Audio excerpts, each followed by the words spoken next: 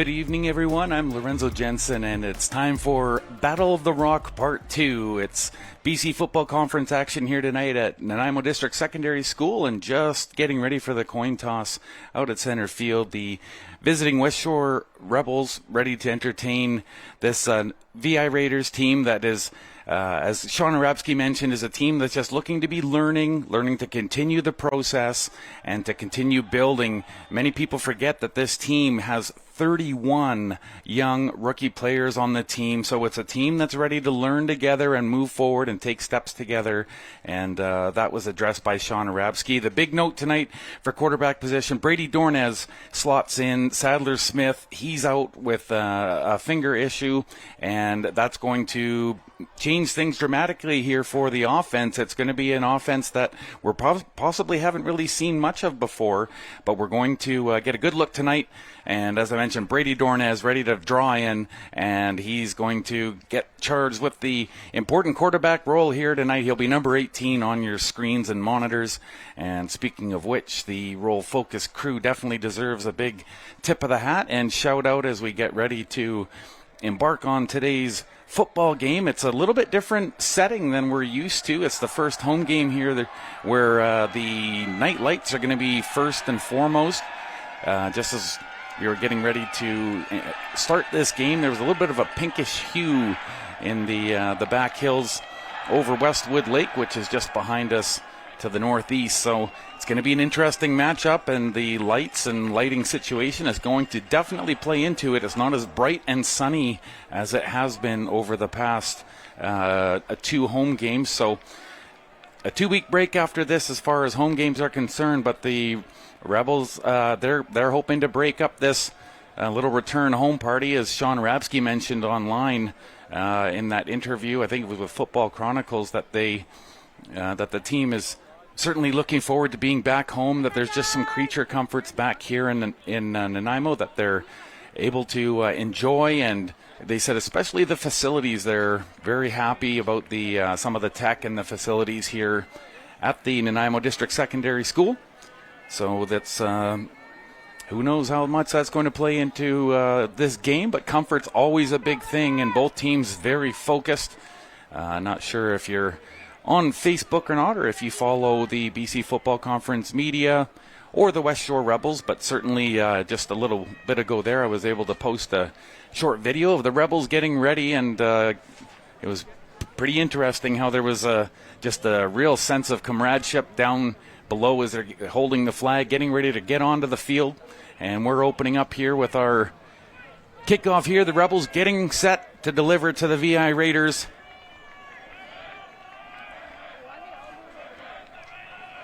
And just moments away from this kickoff here to get this one started. Battle of the Rock Part 2, and it's a short kick. It bounces off of one of the Raiders, and it's collected by the Westshore Rebels. A short kick on the opening kick of the game. It was difficult to tell which Raider that bounced off of as they went to go collect it. There was 2 of them, but it was such a short kick that it caught the Raiders relatively unawares.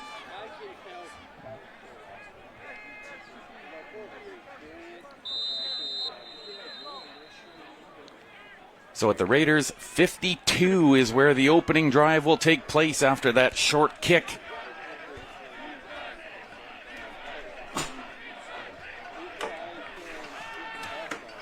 Play is live. Swing pass over to the left. Caught.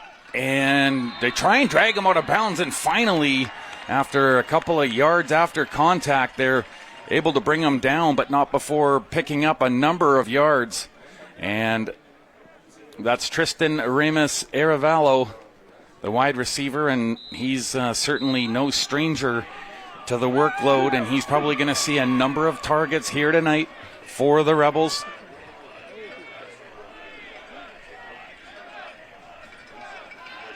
There's the snap. Swing pass out over to the right, and that one's in and out of the hands of Kwame Franklin. The wide receiver just had it bounce off of the top side of his right hand, and that one will be incomplete. So the move to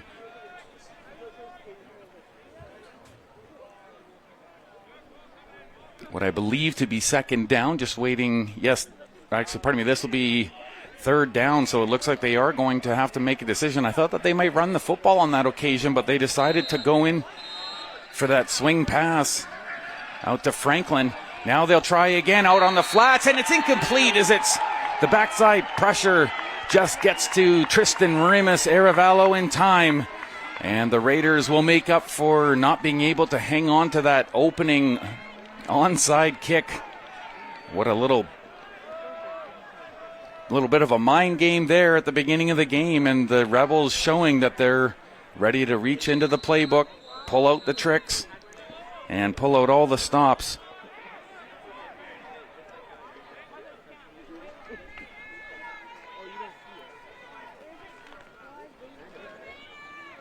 So from the Raiders 45, they're going to go to work. And we'll get a good look here at Brady Dornez as he sets up to orchestrate the offense in the starting role. He steps into the pocket, releases over, and it's intercepted at the 50. And look at him go down the right sideline, and he's breaking away from both of the players, and now he finally gets brought down about the 7 or 8 yard line. And a huge interception by Braden Look.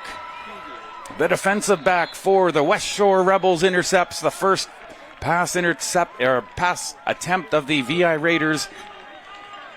And in very fortuitous field position, the Westshore Rebels in another of a crazy turn of events here.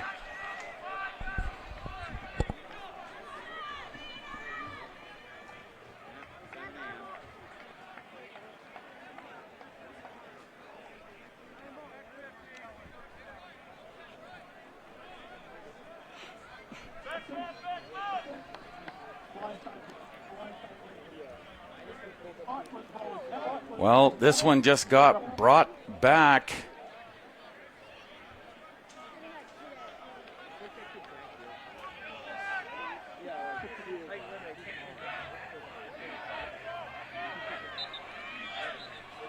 Well, at the end of it all, the Westshore Rebels with not as good of field position as they would have liked, but they indeed have field position, and they're going to get down to business here.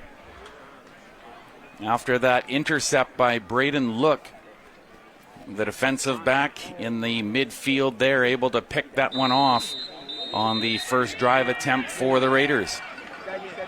There's the snap, and the handoff goes nowhere into the arms of Ryan Vincent, and that was probably for a loss of 1 or 2, as Vincent was met right at the line of scrimmage and pushed back a little bit there, bringing about second down and possibly 11.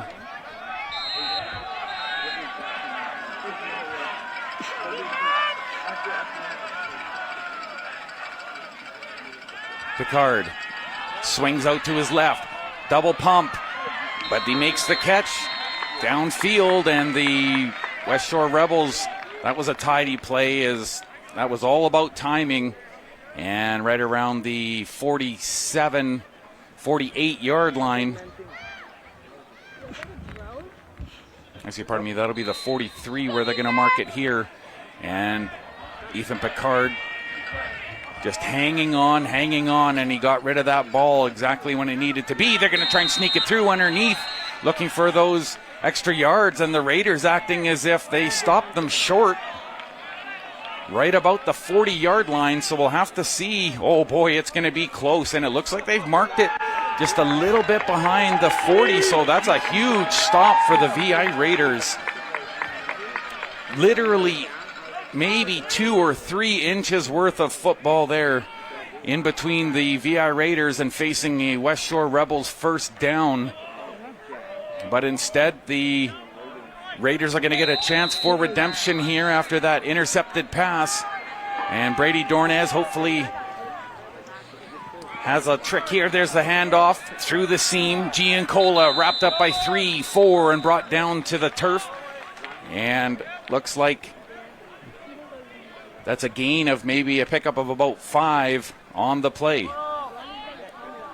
Boy, Giancola really fought for every inch there, as even with 4 different Westshore Rebels around him, including Owen Tuschinski.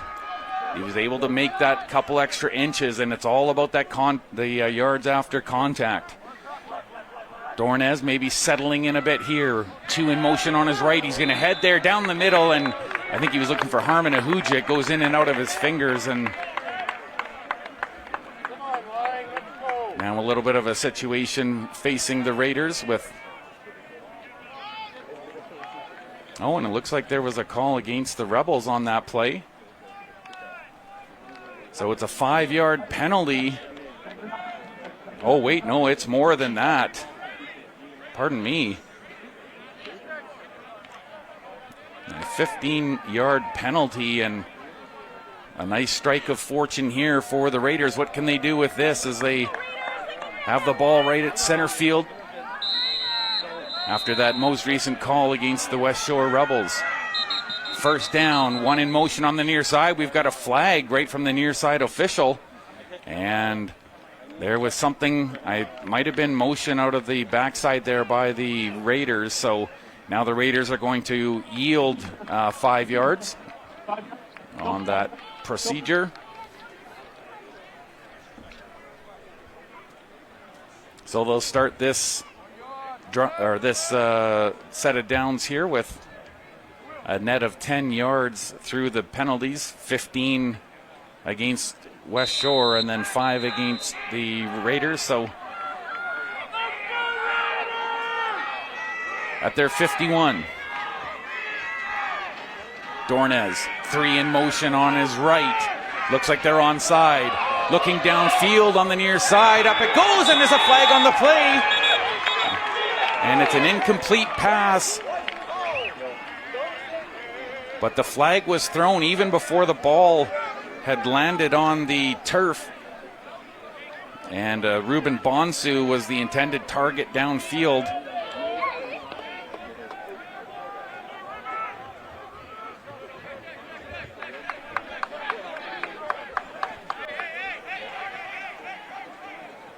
On the defense, 15-yard. So indeed, they do mark it pass interference, like as Ruben Bonsu was trying to get in the clear right around the 30-yard line.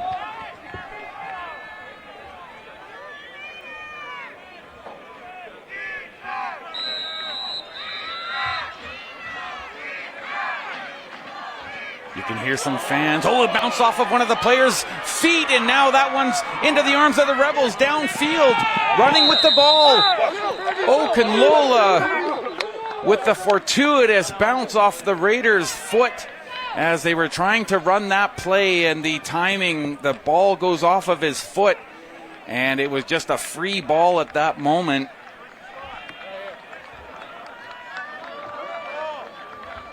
And Oluwaferenmi Okunlola, the linebacker, sees the ball bounce right near his feet, and he grabs that one and runs. And unfortunately for the Raiders, there was a number of penalties against the Westshore Rebels that helped move that ball downfield, but that set play, just a millisecond of timing off, and it hits a foot. And at that point, it was a free football. And Okunlola recovering the football for the Rebels. And now they're going to take over right near the 30-yard line, swinging on the way out. Williams stopped up, not before getting about 3, maybe 4 yards on the play. And that was Lyndon Williams, the wide receiver, with that play action there. Heading over to the left side of the field.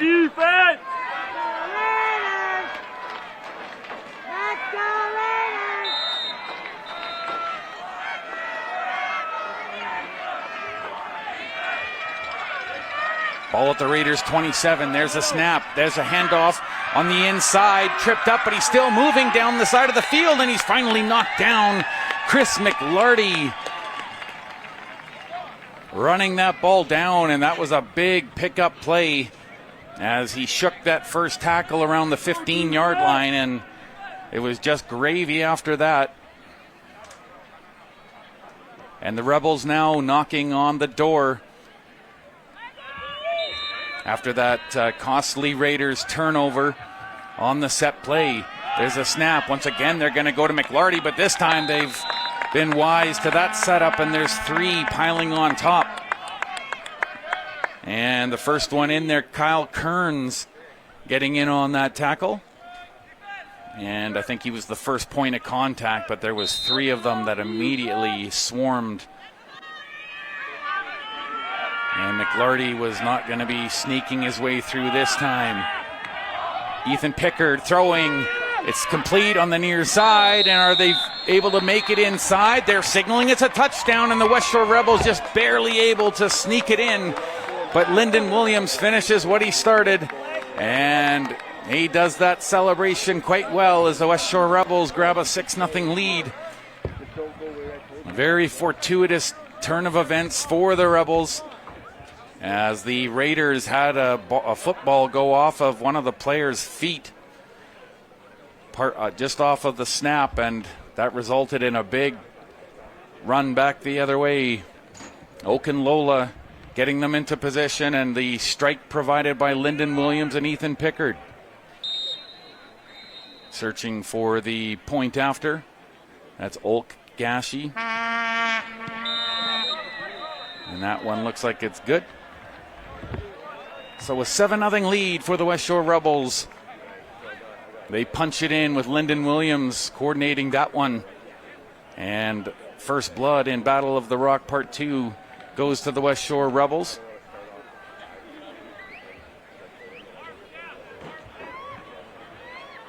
For the first true evening game here in Nanaimo, British Columbia. Once again, thank you for joining us here tonight. The NDSS turf field, and a really good turnout. You can see that there's a great number of red shirts and jerseys adorning the stands. Lots of support, and on that opening drive, when the Raiders had the football, you could hear the fans from across the way chanting defense, and they certainly got that.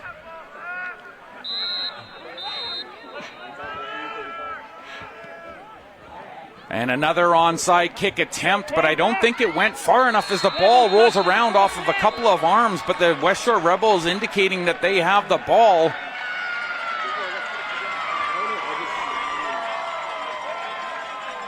So another onside kick, and the Rebels continuing to just go to the well.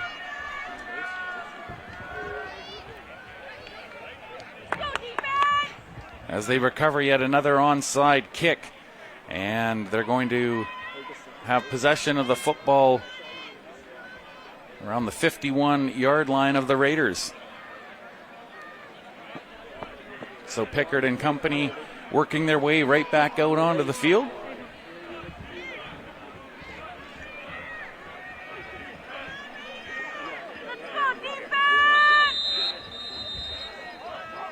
Once again with the football in possession, swinging out to the right side, downfield, and it's overthrown. And there wasn't a jersey within 5 yards of that football as it came down, and that'll bring about second down. Ethan Pickard airing that one out over to his right.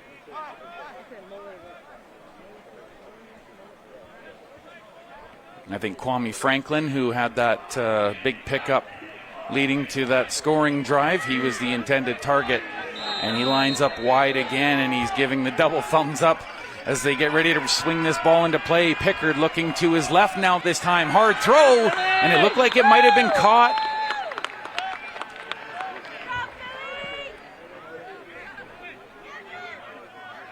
But it looks like they ultimately rule it incomplete, and that'll bring about a change of personnel. So just enough coverage there for the Raiders, and they really needed that defensive stop. And they'll bring about their special teams here. Pretty important play there for the Raiders with that coverage. And now they try and sneak up. They're going to try and drive this one forward. And now they all back up in unison again. Now the long snap. Punt isn't very high or far as it drops down around the 35. Now a flag in the backfield as the Raiders pick it up and right in front of their own bench. Hard to tell from here exactly who had the ball for the Raiders, but there was a flag on the play. And just awaiting the outcome of that.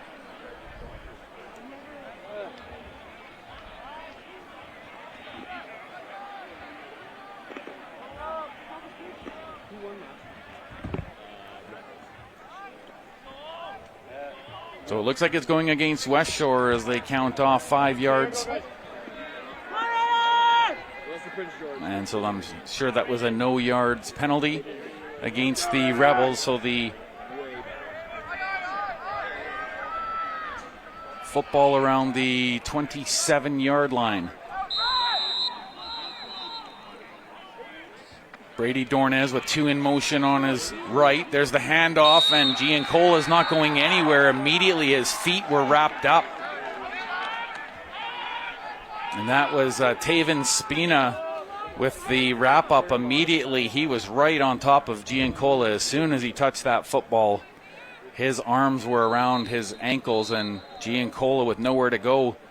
And looks like a loss of a couple on the play. 2nd and 12 for the Raiders. 7-0's the score. Westshore Rebels with the opening touchdown, Lyndon Williams hitting pay dirt. Brady Dornez under pressure, and he's going to get sacked for a big loss.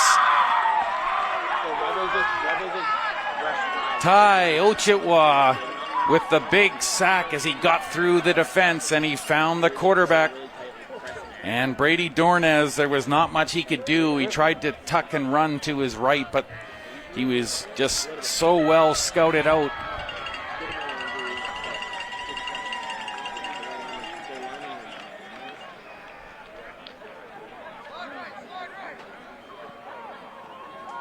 So Ty Ochitwa with a big play here for the Westshore Rebels. And they have the football in very great position here. Actually, pardon me, there was a penalty on the play, so they did rule that back, and the football bounces off of that long kick. There's 3 Raiders on top of him. Where's he going to go? He's got nowhere, and he's sacked as he has the football. Chris McLarty with nowhere to go. So a good kick from the Raiders, and that's actually a lot better than how it was looking like it might be for the Raiders, and they've managed to scramble away from immediate danger here as the ball was inside their 20. So a big play in favor of the VI Raiders, and very good sack by committee. 3 men downfield, and they held Chris McLarty to no yards on the return. There's the handoff on the inside. John Boubard. And Boubard pops up, but not before he's brought down with the football. And it looks like it'll be a pickup of about 4 yards there or so. Pardon me, maybe even 3.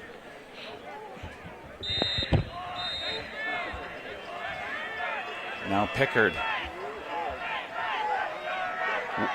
2 in motion on his right, and he swings out that way, looking downfield for Lyndon Williams, and Williams hauls it in. Lyndon Williams with another big catch, and he's hot here in this first quarter.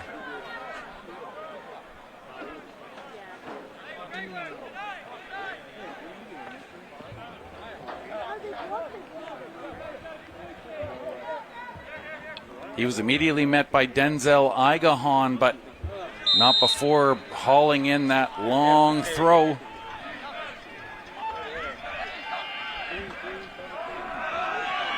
There's the handoff. Once again, scrambling to the inside on the right. He gets tripped up, but he did make a couple of yards there.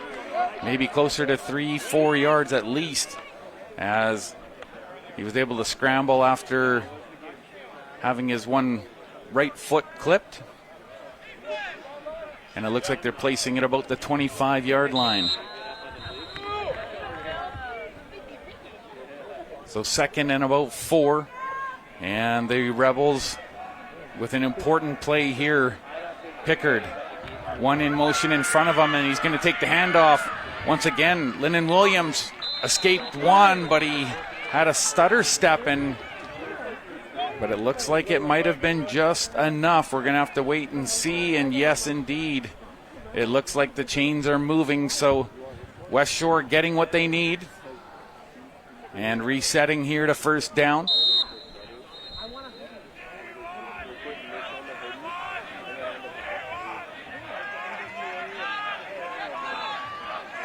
Football at the 21. Pickard throwing deep and long into the end zone, and it's caught and brought in by Kwame Franklin. And Kwame Franklin, who helped engineer that first drive that led to the Lyndon Williams touchdown. He's got one of his own. Kwame Franklin hauls in yet another Ethan Pickard downfield strike, and it's a beautiful touchdown for the Westshore Rebels.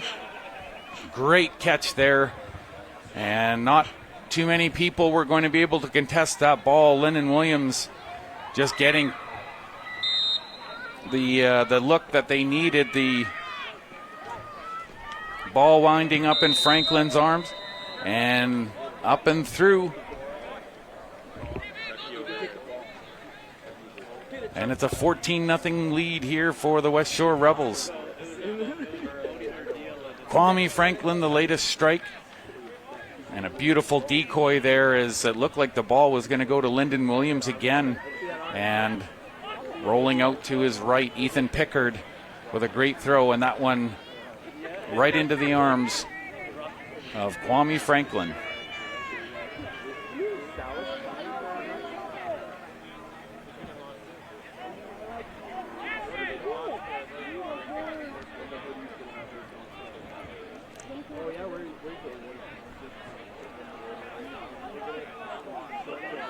And the Raiders with a much different look up front now after those two consecutive onside kicks.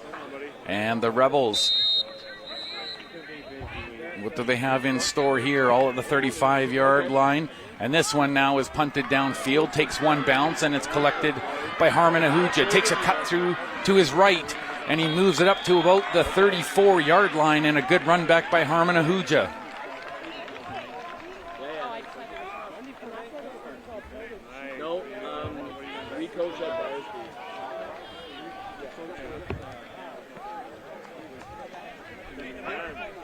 Yeah, so my dad is Izzy, he's in the khaki shorts, 12. So the Raiders hoping to spend some time on the football here and maybe put together a little bit of collective drive here.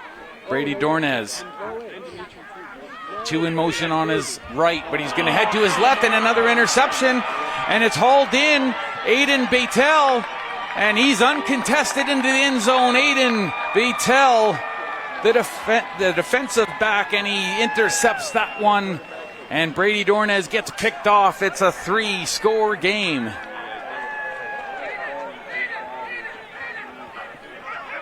And still just a little under 4 minutes remaining in this opening quarter. And the Westshore Rebels asserting themselves early here. And unfortunately for Brady Dornez, that interception brings about an immediate score for the Rebels. And looking to add the point after here. And it's through. And it's 21-0 here in Nanaimo.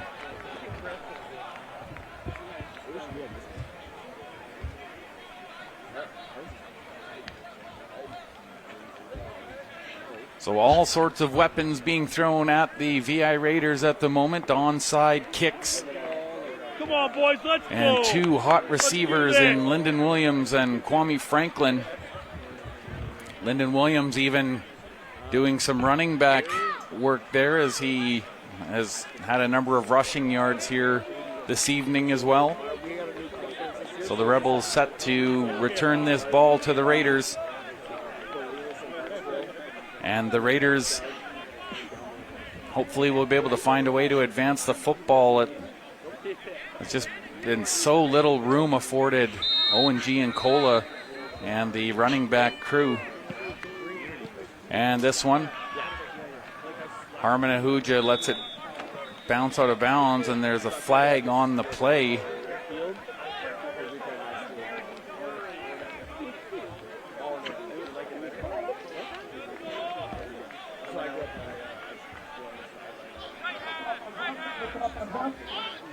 I did play 1 year Canadian.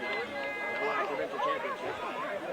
So when you go to all your kids, so Aiden Baytel, the most recent benefactor for the Rebels, and he adds to the list of Lyndon Williams and Kwame Franklin with major strikes here this evening.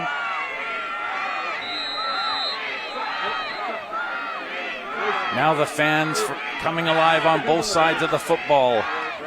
There's the handoff, and Ruben Bonsu running far out into the flats. Now he's going to have to turn in, and right around the 41, he gets pushed out of bounds with the football. So Ruben Bonsu, maybe right at line of scrimmage there, so he's second and about 10, maybe 11 here for the VI Raiders. And they went to the ground the first time. Dornez has Giancola in behind him, who's in motion now, but he sets off to his right. Now he swings it out to him, Giancola. Oh, and he had the football, but it was knocked out as he got disrupted by Braden Look immediately. And Ted Wyndham Jr.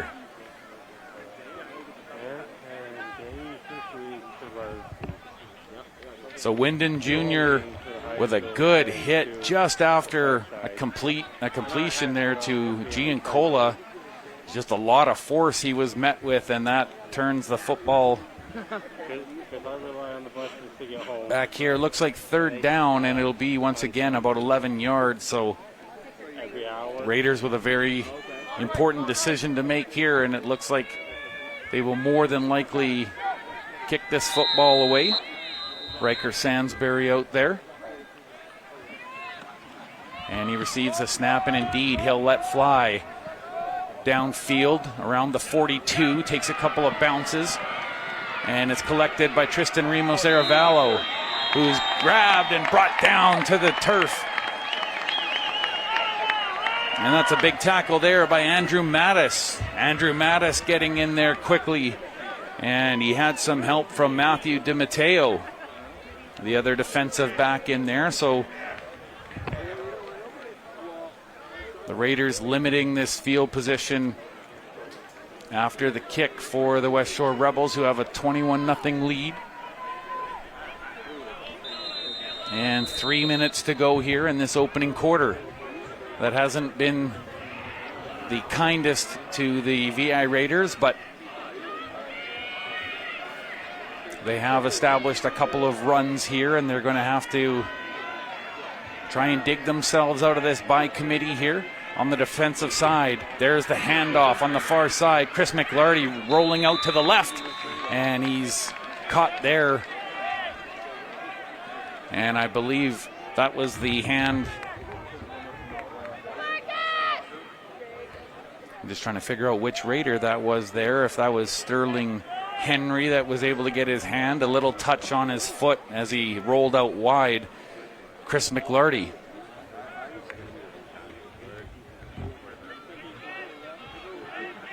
So the football at around the 39-yard line. One in motion, fake handoff. He's going to take himself down through the middle, and he picked up close to about 10 yards there as he lumbers his way to about the 49-yard line. And this time getting in on the action, that was Bryce Ruther with the carry.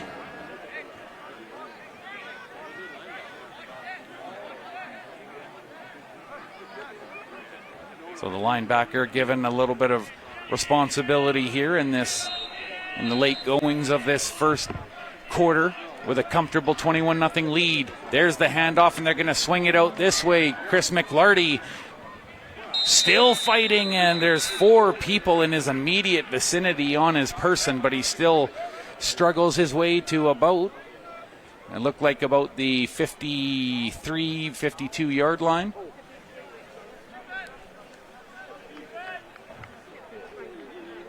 Second and about 3.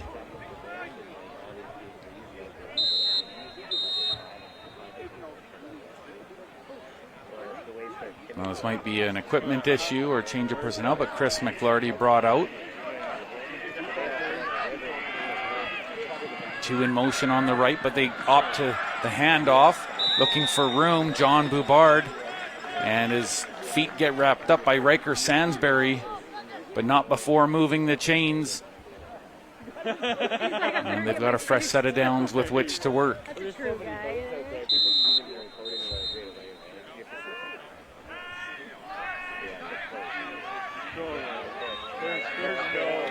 Rebels at the 46, looking to his left, throws it out on the flat, caught, and a nice swing to the inside by Josh Nevin, and he gets all the way to about the 34-yard line. And Josh Nevin, the wide receiver, that was great motion and speed as he got way out, and he takes it right in front of the Raiders bench.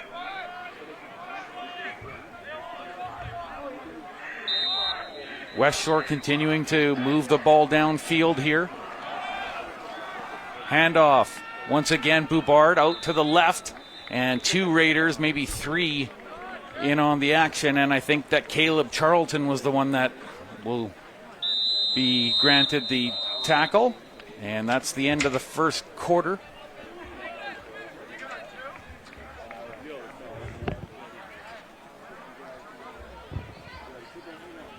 One thing I've kind of noticed in this game so far that one of the big differences, this is actually the first real time I noticed the hydration crew out there offering drinks and whatnot, as they'll switch the field around here.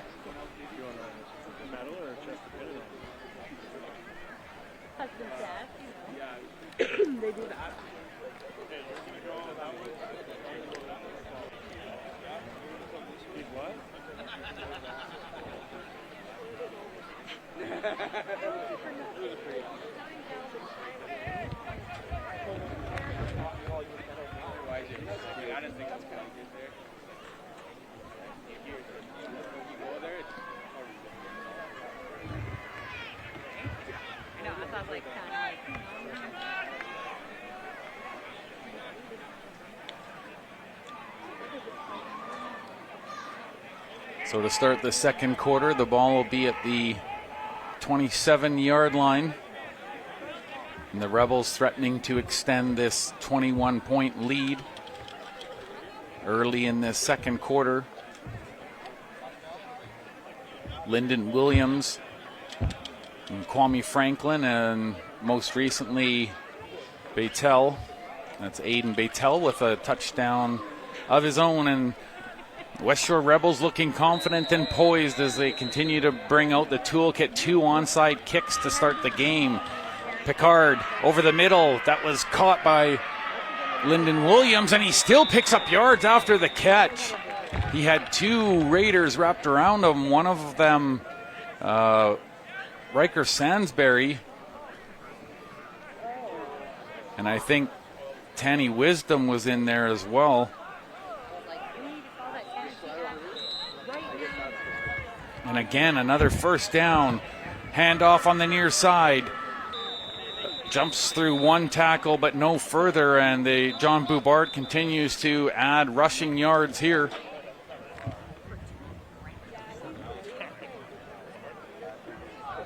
And it looks like the ball will be at about the 14-yard line. Unless there's being some... there are penalty yards being assessed against the Raiders to the tune of 10, or all just right to within the goal line. So things go from hard to most difficult, and now the Raiders charged with a goal line stand early in the second quarter.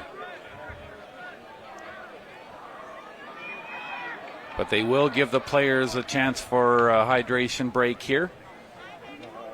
And then it looks like the Raiders are going to bring about at least a one-man change in personnel.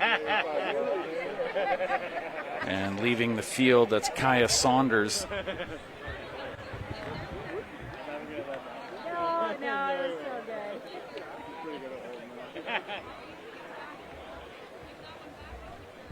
And it looks like in his place, Parker Moscript has been brought in for this difficult defensive situation, but not insurmountable for the Raiders, and it certainly won't be the first time that they have defended, if not successfully defended, from their own goal line, from 1 yard out. And the Rebels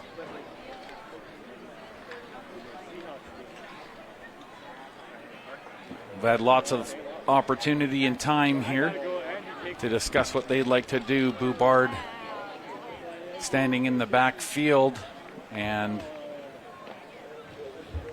he's out immediately to the left of Ethan Picard. Over on the right, that's Lyndon Williams. He's already got a touchdown, and he's in motion now. And he takes the handoff. It's on this near side. One roll through, and it's a touchdown. And it's 27-0 for the Westshore Rebels. And Lyndon Williams with his second of the game, but this time along the ground.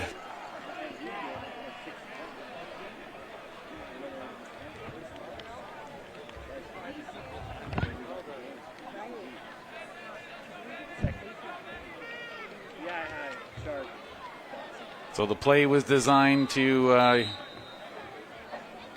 make the decoy John Boubard, and coming in from the right and cutting all the way through into the left. Lyndon Williams now with a touchdown through the air and one on the ground. And it's a 4-point major difference here at Nanaimo District Secondary.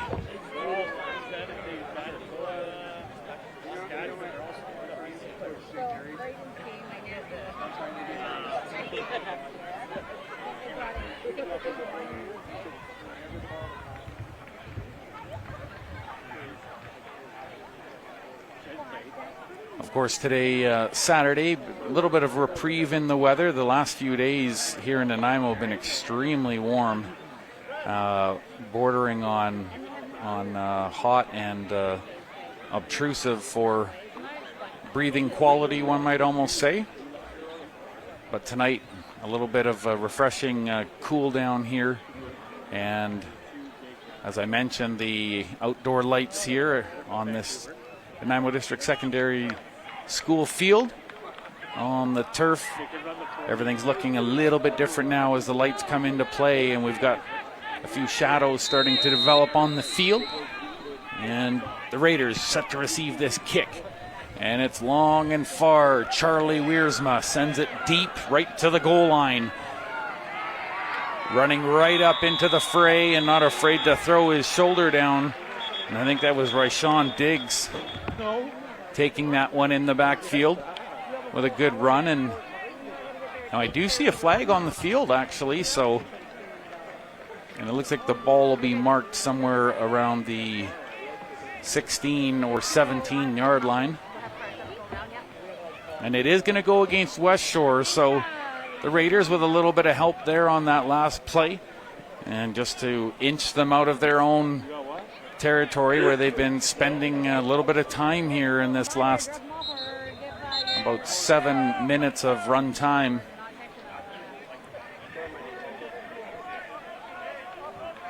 And the officials just trying to get the markers exactly where they observe them to be. So the Raiders will need to make it to about the 42-yard line to get the first down. And Brady Dornez with Ruben Bonsu in behind him to his left. Two in motion. They stutter at the line. There's the swing into the middle. Ran into his own man, but at least he was able to grab a couple of yards on the pickup. And that was Ron Lyle. Lyle getting maybe a couple of yards there. That ref drew that flag with authority. Or actually, maybe a game, just no pickup on the play as I'm taking a closer look where they're spotting it.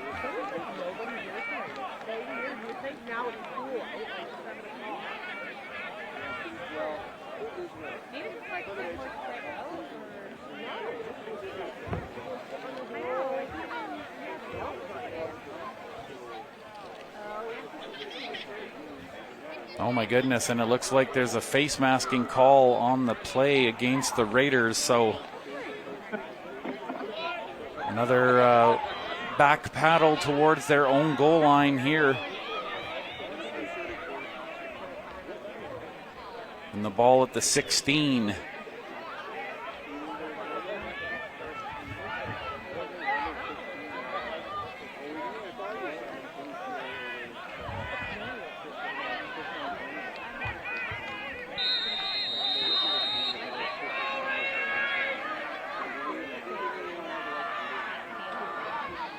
A little bit of motion on the right side, but immediately Brady Dornez goes up in the air and he tries to come back to it, Ruben Bonsu. But the ball had a bit of a wobble and a little bit underthrown. He wasn't able to pick that one up. And the Raiders, that'll bring about a new look on the field.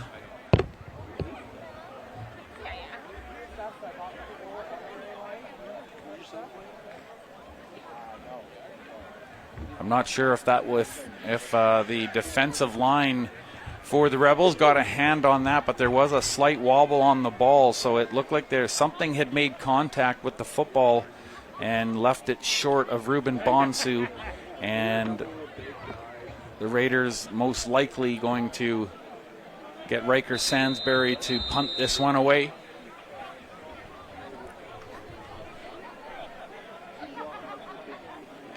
And it's snapped to Sansbury. Good high snap and a slow rolling punt. And it's dropped initially on the backside. Now Chris McLarty way out to the right. And now he cuts in downfield and he's got some room. And he jumped over one tackle. And did the football come loose? Now there's flags all over the field. Right around the 30-yard line. Now, one of the Raiders does have the football popping up, and that was set. Yeah, I find that very interesting. I'm not sure what the call on the field will be, but the officials all huddled around the 30-yard line, or pardon me, the 25, discussing this one as a lot happened. And as I mentioned, the near side official and the far side official both throwing flags almost simultaneously, and it was a beautiful cut. Boy, McLarty just driving to the outside of the football field.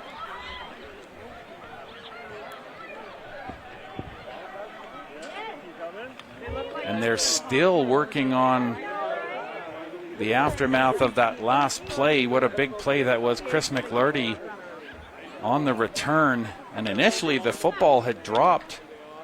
So just a really good recovery by McLarty, as one of the officials retrieving something that had fallen back there at right at the beginning of that last play, and he'll collect another flag on the field too. The big meeting over at the 25-yard line, and the VI Raiders obviously very interested in the outcome of what they are discussing and writing down. I'm coming to see his disappointment. Coaches ain't here yet. But for now, those flags stay poised at the 32 and 42-yard lines.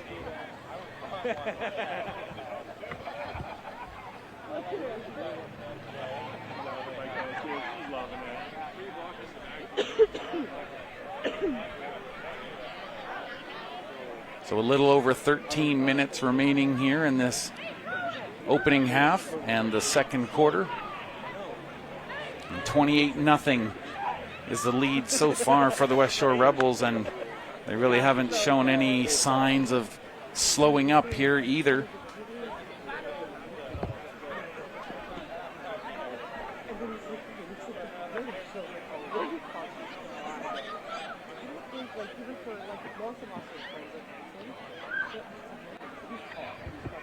I don't know. Sounds a pretty good looking dude.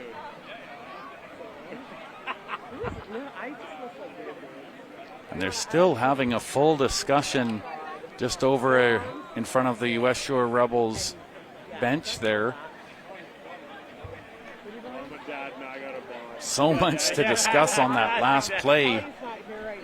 And McLarty causing all sorts of discombobulation for the VI Raiders as he just drove that football as far east as he could. And over on the far side of the field in front of his own bench, he got a lot of cheers as he not only jumped over the first, what looked like a bullet torpedo tackle coming in, and somehow managed to dodge that tackle and picked up yards after the play. So Chris McLarty joins the impressive crew here today as all sorts of Westshore Rebels have their hands on the football.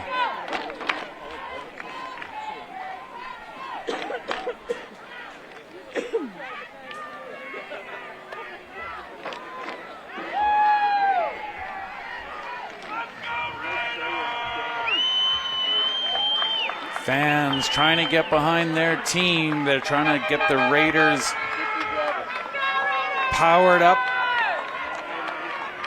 letting them know they're still here in support, and they recognize the spot that they're in, but they're going to keep supporting and urging them onward.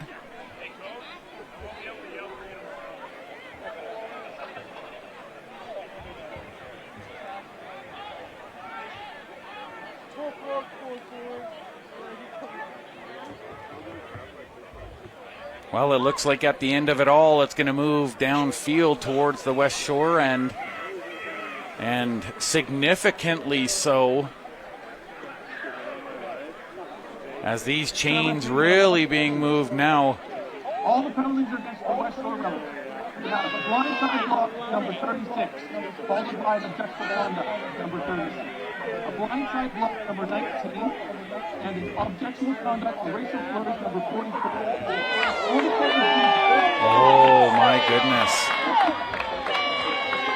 Now I can't say 100% that I heard that correctly, but it might have, the big field position, I think they indicated there might have been a slur on field, and that would necessitate a big chunk of real estate as they've shown out on the field.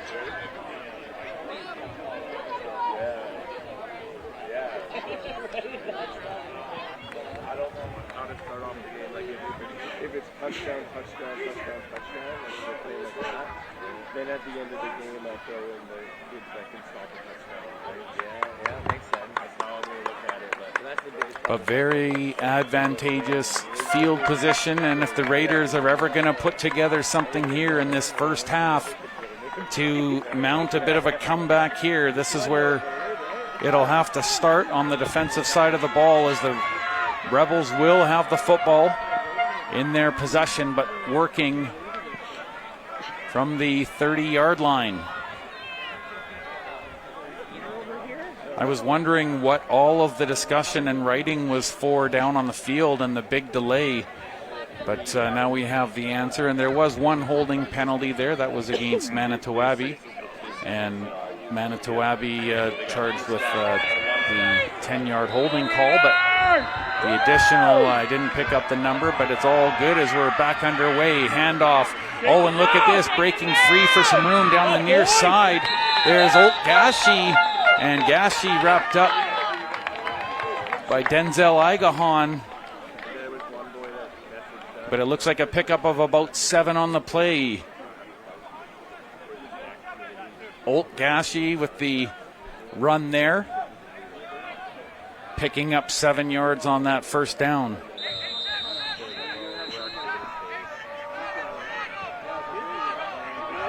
Pickard with one immediately to his right, and he heads out that way, looking downfield, gets it away before being hit, but it was a good jump in the air by the VI Raiders, and a good play. Kaya Saunders jumping up and getting his hands on the football. Big defensive play by Saunders.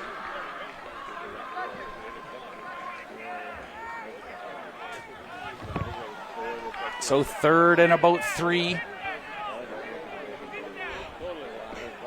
And that brings about a change of personnel on both sides of the football field. Has to be looked at as a good thing for the VI Raiders.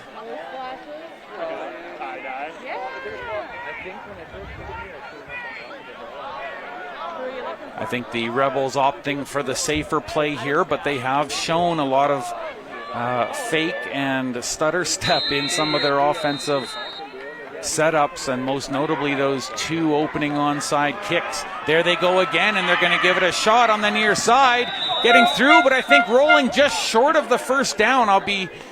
It'll be very close, but I don't know if they picked it up. And I think the Raiders stopped them just enough. Or did they? Oh, that's so close, and I'm...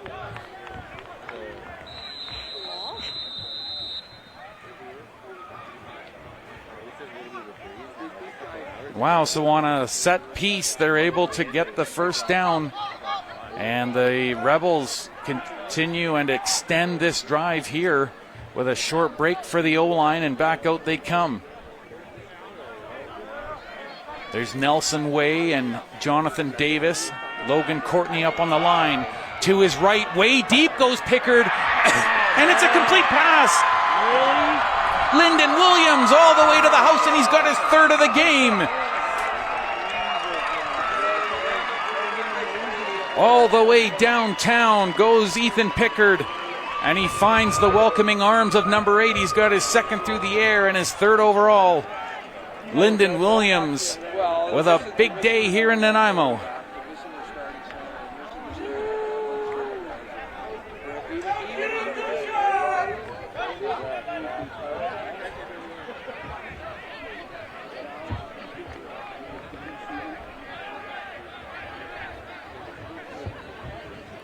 And the special teams out there for Westshore looking to complete the 5 major difference here. And it is 35-0 as they punch it through. And the Westshore Rebels can do no wrong here in this first half of the football game as they send in their 5th major, 3 of them in the arms of Lyndon Williams, and Ethan Pickard has hooked up with Lyndon Williams on several occasions here, and that last strike was the most convincing. A good maybe 30 yards on that football when he threw it, and Lyndon Williams was completely separated from his man and drives it into the end zone. And it's 35-0 here for the Westshore Rebels, leading the Vancouver Island Raiders.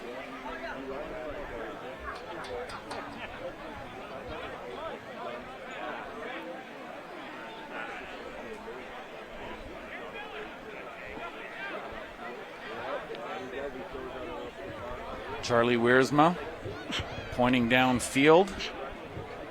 Everyone antsy but patient at the same stroke as he gets ready to send this ball downfield, waiting for the official to wave him in, and there's the whistle.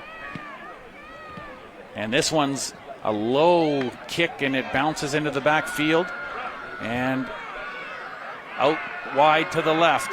Savian Townsend makes one move, cuts back towards the inside, and he was met immediately by Liam Russell, who brings him down, and that's where the Raiders will go to work about the 21-yard line.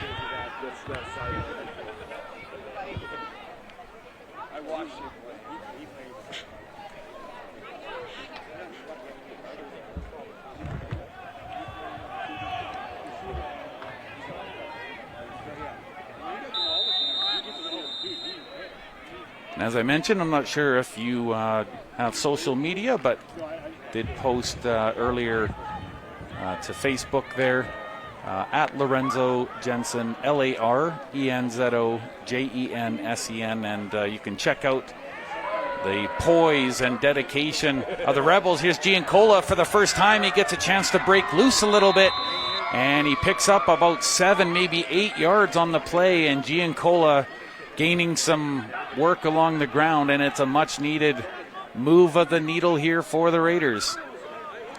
And as mentioned, there's a little video of the Rebels getting ready to get onto the field, and a couple of them were huddled and kneeled together having a couple of moments, and the flag being held up. So the Westshore Rebels sporting very well tonight, and they were mentally ready for this contest, and they have not let their foot off the gas, but the Raiders have the football.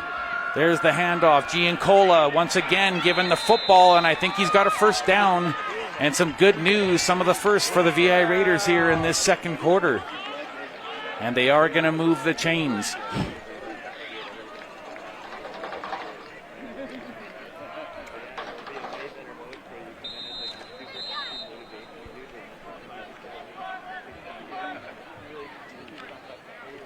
First down at the 32.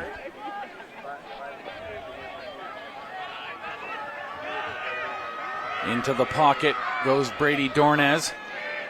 2 in motion on his right. It's an onside play, but he's looking down to his left, and there he goes, throws it, and it looks like it was caught. And there is a flag on the play, but they're waving it. I wonder what the flag is for, if it was for pass interference. They were very closely shelled together there, almost right exactly at midfield as that football came into the receiver. So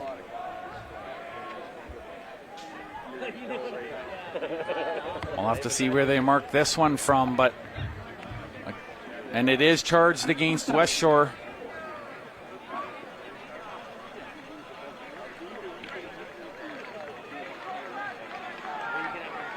So it looks like the ball will be placed at about the 47-yard line of the VI Raiders as they inch closer here to midfield. And their most successful drive so far this evening. 2 in motion on the right. There's the snap. Handoff goes nowhere. And a potential loss as Giancola got wrapped up immediately. And it was the exact reciprocal of his number. That was 42, Taven Spina, who got in on the tackle. And Spina has really been watching and assigned to Giancola. And even though Giancola was able to help move the chain significantly on the last play, they do have a loss here of what looks like about 3. 2nd and 13. Sainsbury moving up to cover the pocket. There's 2 flags being thrown on the field. Sidearm pass. Harmon Ahuja grabs it and he cuts to the inside. He shakes 1 tackle, 2, and he gets bumped and he goes to the ground. And even with flags on the play, he did make it past the first down marker. So very important, these flags. 1 from the far side official, but and the penalties are declined, so it'll be a first down for the Raiders, and the Raiders with their first big drive of the game. And Harmon Ahuja starts to factor in, and he picks up, looks like about 13 on the play.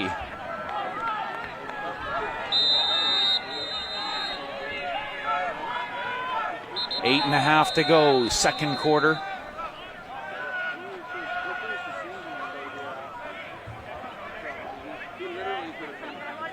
And it looks like it's hydration break time as the referee points downfield with both arms. So they'll have a quick little sip here, and not a bad junction point for the Raiders, who are riding a little bit of momentum here on that last play by Harmon Ahuja.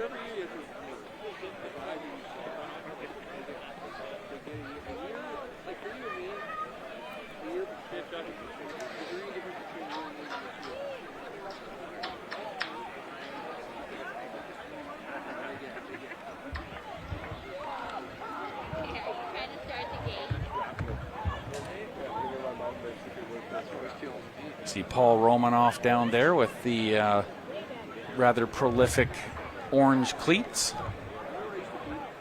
as they await the return of the Westshore Rebels, who went all the way over to their sideline for the hydration, over towards their bench, and they're back on the field now and just about ready to get things underway at the 49-yard line.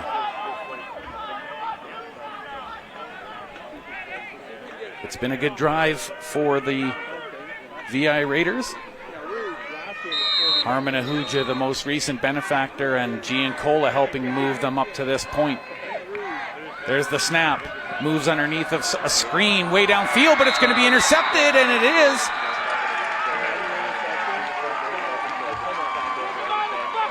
And it's intercepted.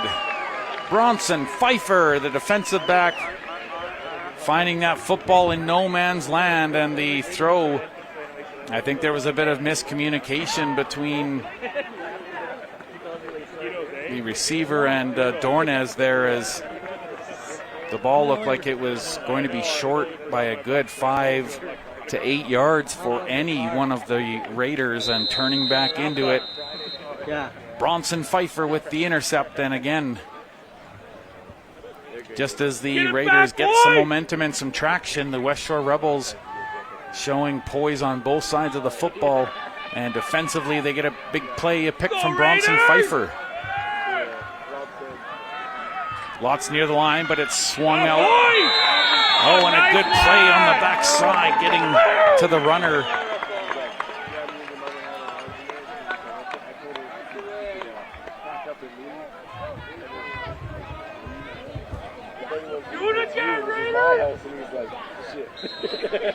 Marcus Harvey in on that play as the Raiders with a good defensive play there, and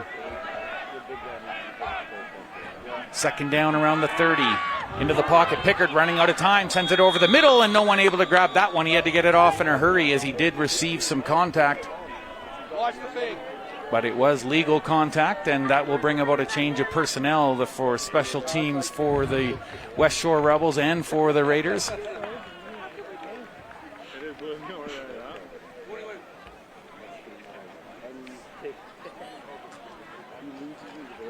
So the football changing hands rather quickly here in the latter stages of this first half. Go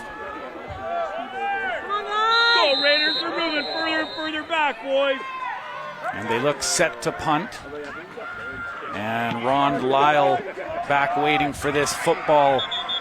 But it's going to be short, and it looks like maybe no yards, or they just call for the fair catch. But either way, the near side official whistling that one down just as the ball hits the ground. So looks like about the 53 is where that one's deemed to be placed.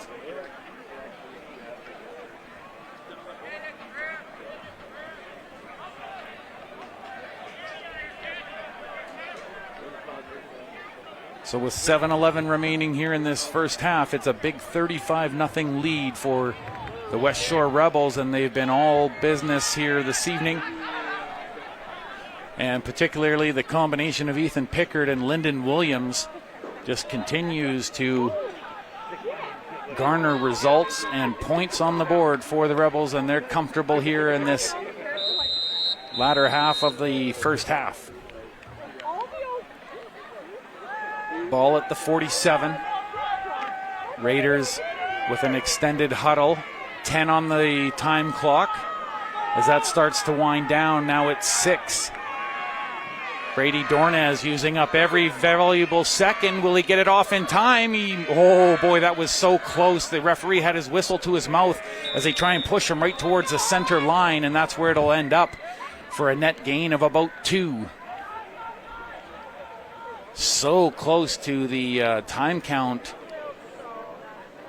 The Raiders could not have gotten that play off with any extra time to spare.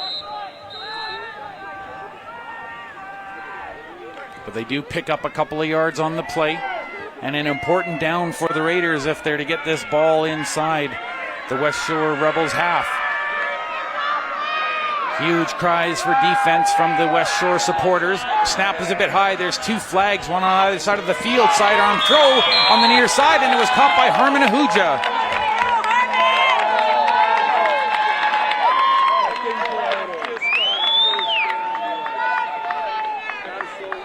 Harmon Ahuja being watched there by Ben Matai, but Matai, there wasn't much he could do. Ahuja jumping up, catching that ball, and making sure his feet were in bounds. The Raiders declining the penalty, and they are starting to string together some promise here as Harmon Ahuja in for a couple of important receptions here.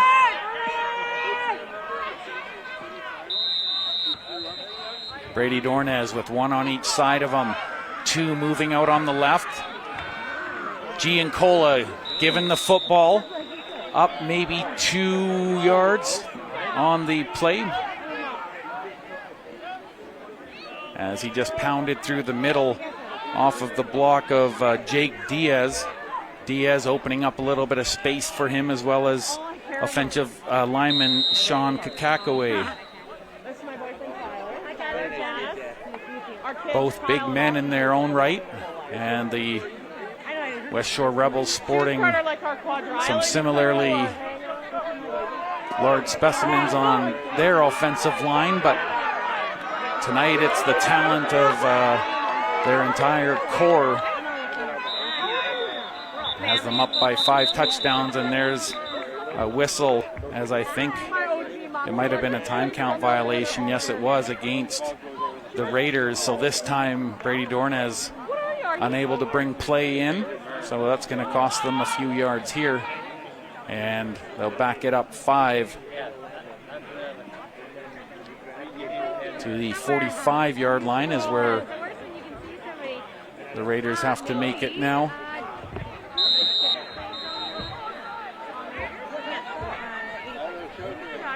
Second and 15 after that time count violation.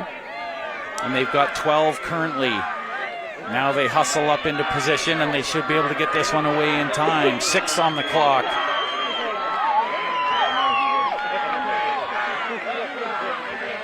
Just in time again. Brady Dornez has to scramble back. He's being watched. He tries to get rid of it. It bounced off a hand. Giancola jumped up and it bounced out of his arms. So they're ruling it an incomplete pass. So that might actually be just about as well for the VI Raiders, and a good effort by Giancola to try and get his body up and underneath that ball, as scrambling in the pocket Brady Dornez, and he was being tracked down by Will Bromelo.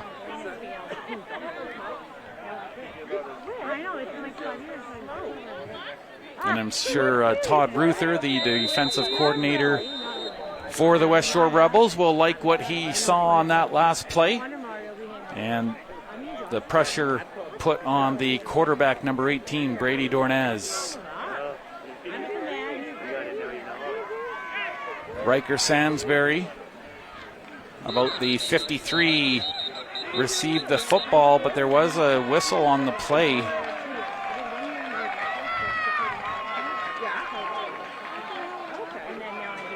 Now, I think what they're ruling there is that the kicker, before he could kick the football, as he had to reach down to grab the football, it might have been that his knee touched the field, and I think that's why there's the turnover right there near just over center field. So very unfortunate for Riker Sansbury, as I think his knee was adjudged to have touched the field when he reached down to scoop that football and kick it away.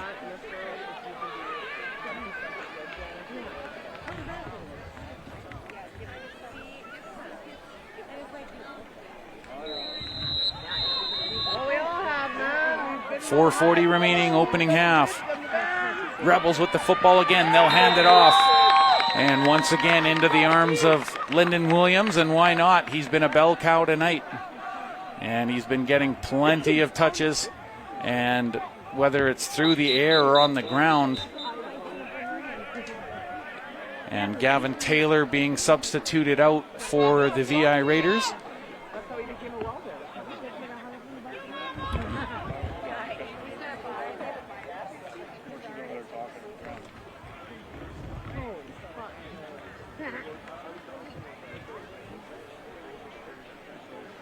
And I think that might be Brett Cheel that was brought in from the sidelines there.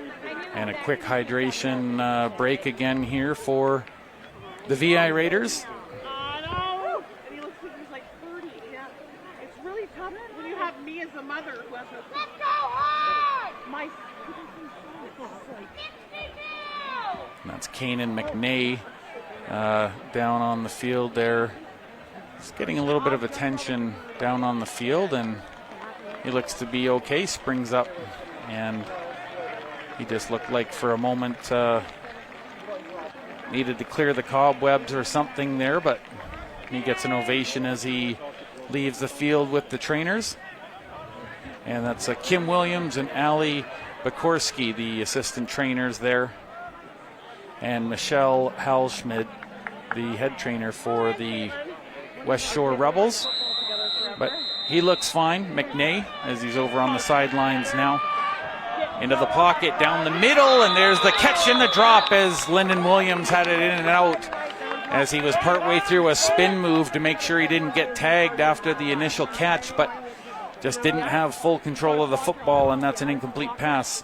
A very rare occurrence here for Lyndon Williams.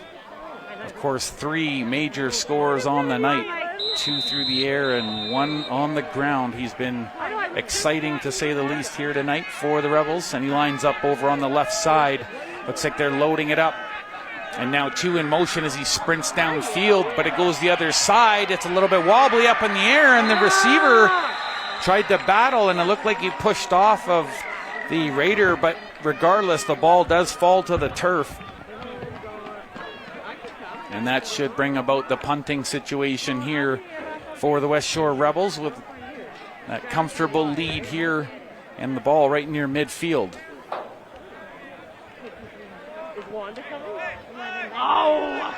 And again, thank you for being here on TELUS Optic 1981 as well as BCFootballConference.com. Lots of fun these Saturday night games, and it's a great crowd here in Nanaimo. And I think actually the little bit later start probably benefited a number of people. And I saw actually on Facebook last night that there was a big accident. Some rig had flipped over on the Malahat, so lucky to have everyone here today. There's the throw, side arm, and it's complete towards the left sidelines, and there's the catch by Blaze McCarty, and for the first time today, Blaze McCarty factors in. And a good catch by him. And his last home game here, which was nearly a month ago, he made a huge reception on the near sidelines and really helped the Raiders put together a strong bid to try and win here at home. But unfortunately, they fell a little bit shy. The Langley Rams visiting here. And of course, the Langley Rams handing them that 40-0 in Langley. There's the snap, throw to the outside, and it was contested. And look at that double clutch effort, as not only was it incomplete, they were looking for Paul Romanoff.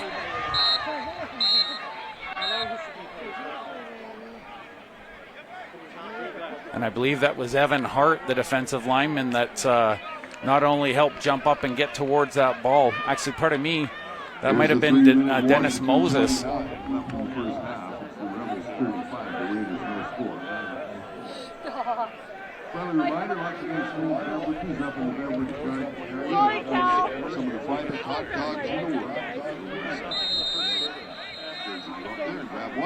Pick up some 50-50 tickets too. Of course, it's a big help for football Nanaimo and your Vancouver Island Raiders.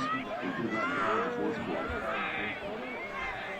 A shout out to a couple of the sponsors of the VI Raiders, of course, Sawmill Direct.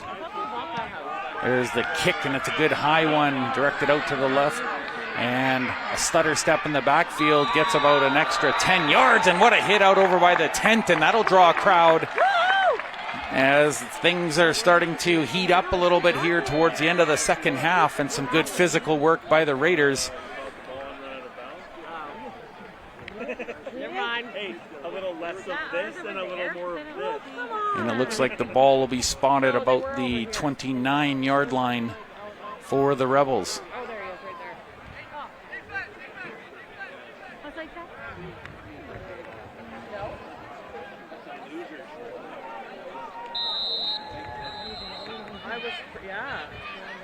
I like midlife crisis. A strong offensive showing here in this first half. 35 uncontested points. And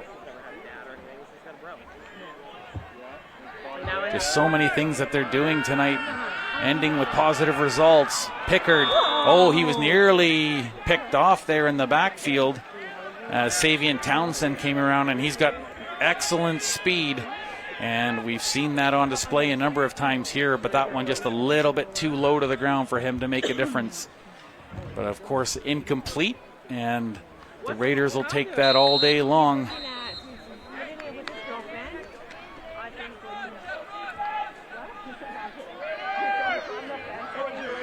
Second down. There's the handoff. Look at the run out of the backfield. It's so close to the first down. Did he get there? Oh, it's going to be incredibly close on where they mark this ball. And I think they're calling it, yes, they're saying he made it. So very close, but a gain of inches nonetheless. Actually, maybe it was about a full yard. So at the 45-yard line, and the Rebels 2 in motion on the near side, but they'll hand off. Oh, and that one, as it was handed off, just a little bit of a stumble there by Chris McLarty. So he tried to lunge forward and just had a little bit too much momentum.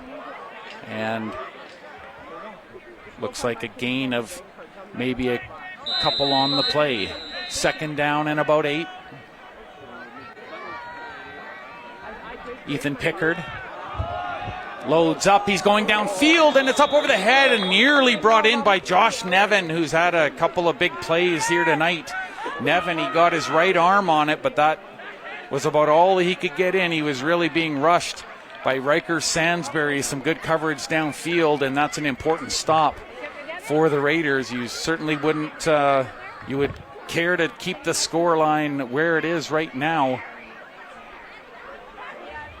And the punting unit, even though they've performed a couple of sneak plays here, they are out on the field, and it looks like this time around they are definitely going to get rid of the ball.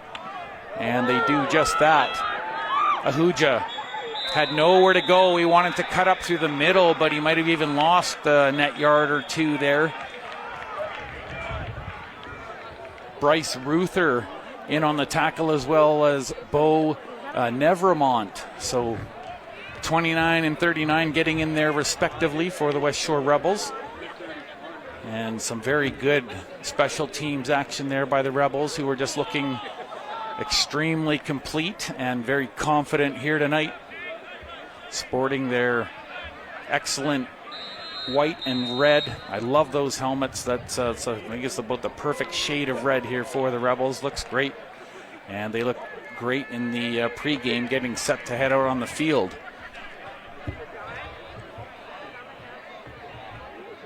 Fresh set of downs for the Raiders. They're going to hand it off to Giancola. Look at him power forward, and he made probably about 8 on the play.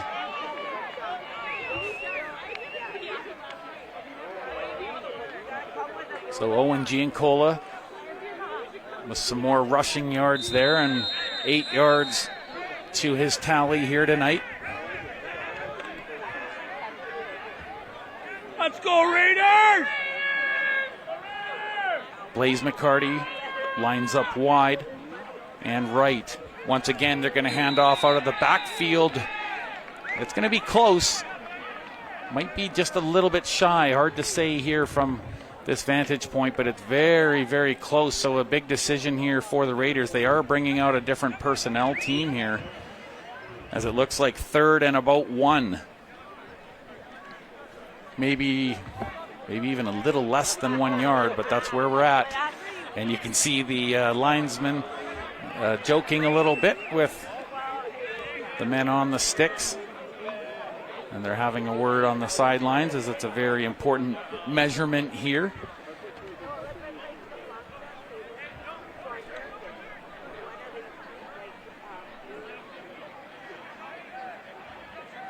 They're making some adjustment there. One of the officials right near the 30-yard line.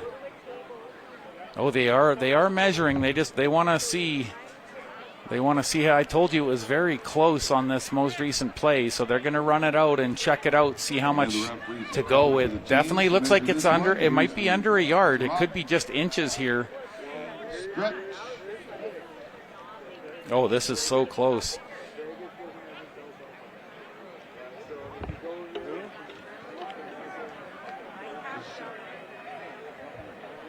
.108 left in the first half. Go for it.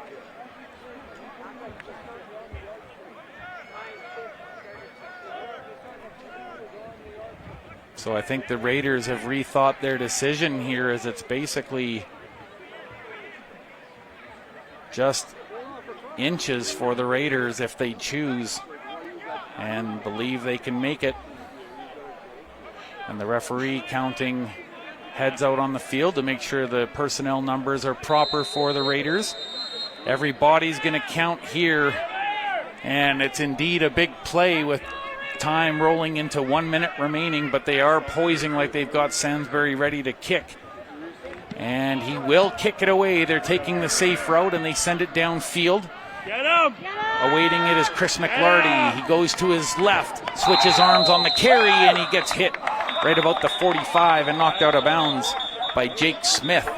And the veteran with the knockout near the near side sideline at 45-yard line. Oh, I guess actually they're judging it to be closer to the 50. And it's always tough to see when they're running down the near sidelines how much room they've got before they get knocked out. But what we do know is there's 47 seconds remaining in this first half, and it's a 35-0 lead. But again, all of the referees exchanging notes.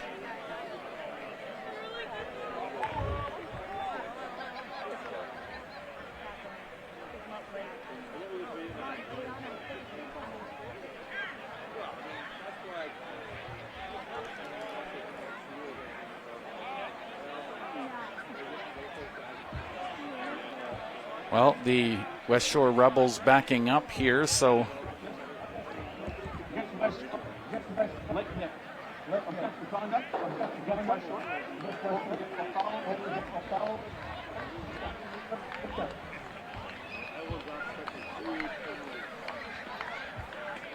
There we go, 6. now all they could make out was defensive back there, but the Rebels pushed deeper in their own zone here. And you know you're getting close to the first half marker when you start smelling the Smokies and hot dogs firing up here down below. It's a little distracting, but in a good way. There's the pitch on the backside.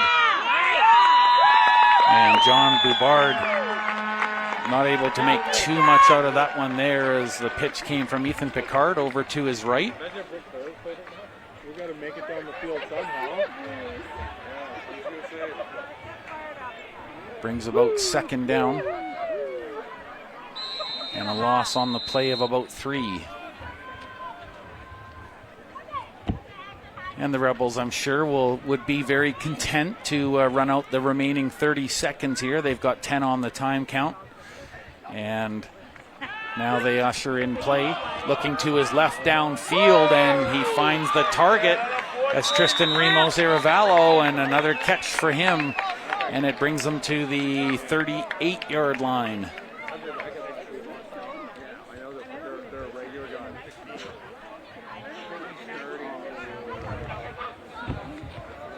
Tristan Ramos-Iravallo with the catch. And a nice pickup on the play.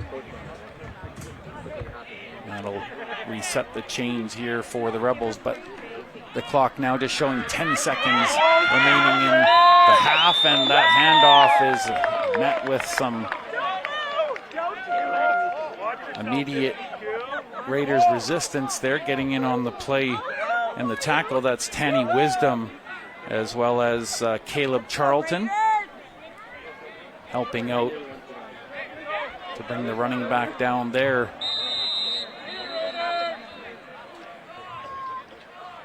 And here we go for the final play of the first half.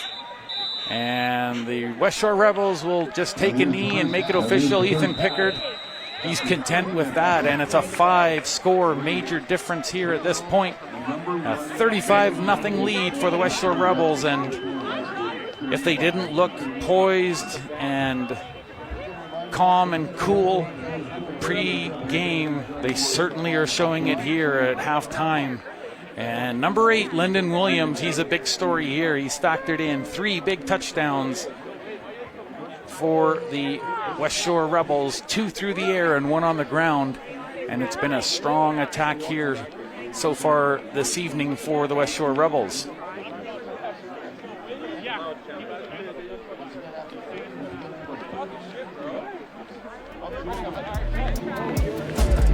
And for their part, a couple of good drives put together by the VI Raiders, but as they head for their intermission break, they're going to have a few things to talk about, and they're going to have to find ways to slow this Westshore Rebels offense down. They've had several big plays thrown at them and 2 onside kicks to start the football game, and that certainly played into the result here. And some good plays defensively for the VI Raiders, but ultimately they're down 35-0. Westshore Rebels, VI Raiders, it's 35-0 at halftime. We're going to step away for a minute here, and we'll come back with more second half action from Nanaimo District Secondary School. It's 35-0 Westshore Rebels leading the VI Raiders in the BC Football Conference on Optic TV.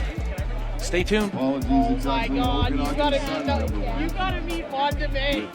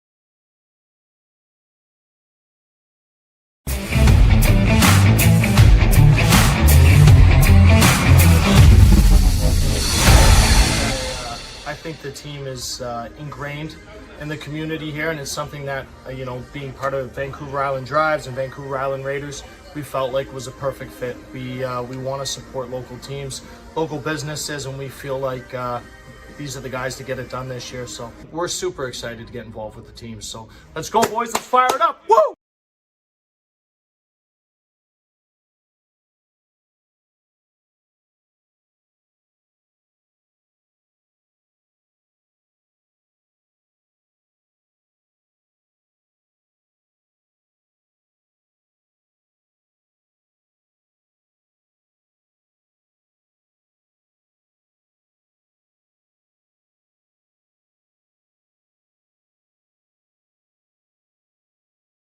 Okay, everybody, let's have a great show.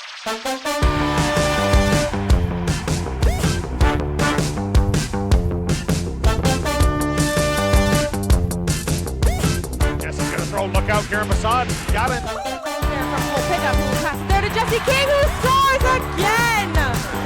At Westshore Motorsports Park.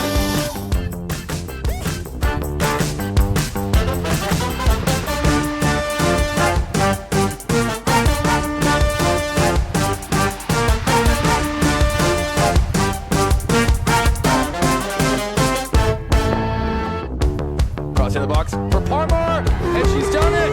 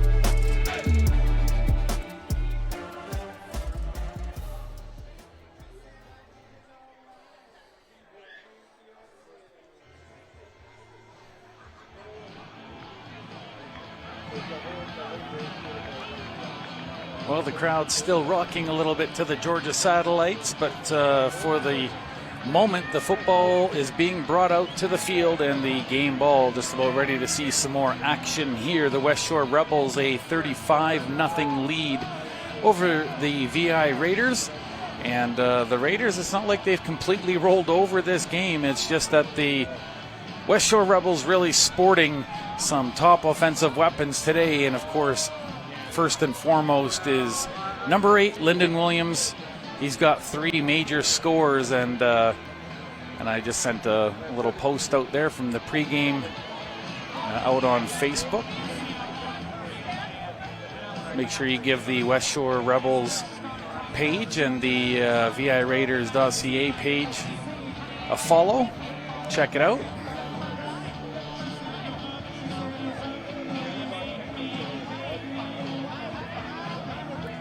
And speaking of Facebook, just wanted to add to the congratulations for Andrew Harris and his wife Danica on the birth of their baby boy, Easton Harris, a future running back, hopefully for the VI Raiders. If he's got anything in the tool shed like Dad's got, boy, I tell you, could be some exciting times coming up here in about 15 years, maybe on this very same field, the one we're about to kick off to the Westshore Rebels. And Riker Sansbury in unison with his mates, and it's a high spinning kick, and that one carried up, cutting to the left. Tristan Ramos-Aravallo, and he's met by committee there. Luke Dawson, first one in on that tackle, and a good special teams appearance there by that trio. Getting some help from Malik Ambrose, the linebacker.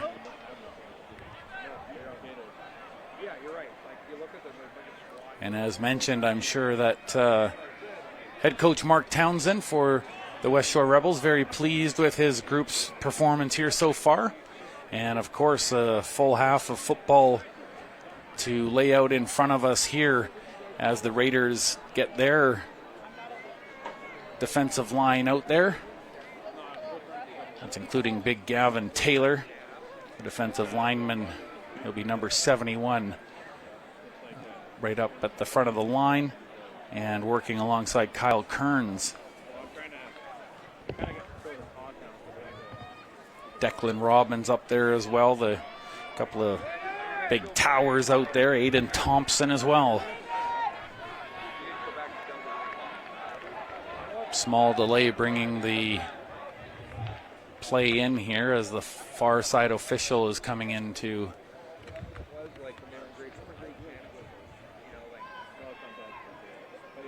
And he had something important to note from the far sideline, so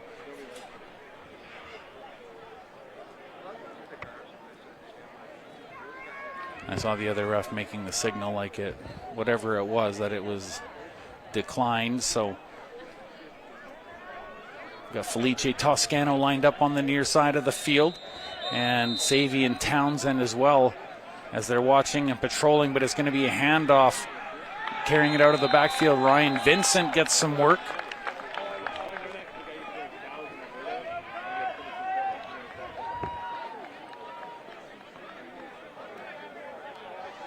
Now spotted about the 33. So about second and about 5, maybe 6 yards there. Ethan Pickard on the handoff once again. They just try and power it forward through the middle. And this time Kai Nickel given a little bit of work there. And it looks like it'll be 3rd and about 2. So once again, some important decisions here to be made by both clubs. And it looks like the Rebels want to make a push here on 3rd and about 2. And there's the sneak play as they force up at the flag on the near side. As soon as there was that procedure, and it looks like it's going against the Westshore Rebels, so maybe just a little bit too quick of movement on the play. procedure against the Westshore Rebels, so that will definitely bring about an end to that play as they get moved back the 5 yards. So in total, about 7 to be made up. So they will punt it away here to the VI Raiders. Harmon Ahuja waiting back there. But it's going to go to the other side. And that goes right by Ron Lyle. Lets it go out, and there's a huge flag. There's 2 now thrown onto the field. Looked like there was extra contact at the sideline, but I couldn't make out who the aggressor was. But both officials saw the same thing on that punt by the Rebels.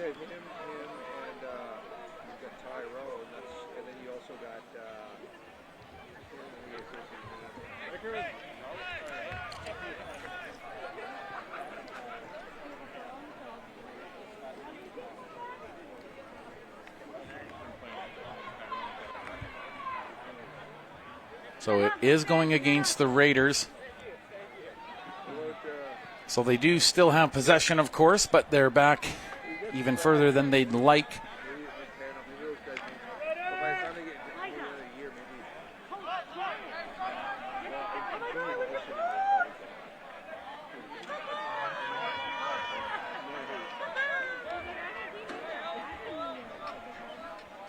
First down at about their own 18-yard line.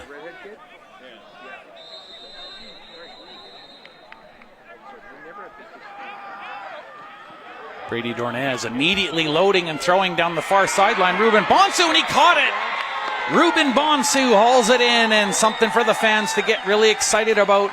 And the Rebel that was trying to catch that football, trying to intercept as he fell. I think he fell awkwardly as he was trying to make sure Ruben Bonsu didn't get anything after the catch.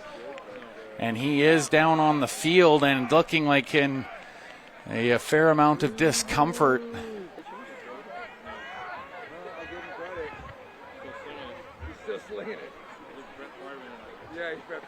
I want to say that it's Carter Williams, but it's a little bit far for me to make out on the opposite end of the sidelines, but I think that's who it is that's in a lot of pain on the field. And he's got now a trainer and one of the coaching staff over there having a look, and another secondary trainer in. As like I said, it was an awkward fall. He wanted to make sure that if Ruben Bonsu caught that football, that he wasn't going to be able to shake free and take it to the house. But he fell kind of awkwardly, looked like on the heels of Bonsu, and he's flipped over on his back now. Receiving some attention. And definitely not to take away from that catch from Ruben Bonsu, as that was a very hotly contested ball, and he did very well to focus and haul that one in. And I believe it was Carter Williams that was step for step with him, but it was the quickest we've seen Brady Dornez release the football here tonight.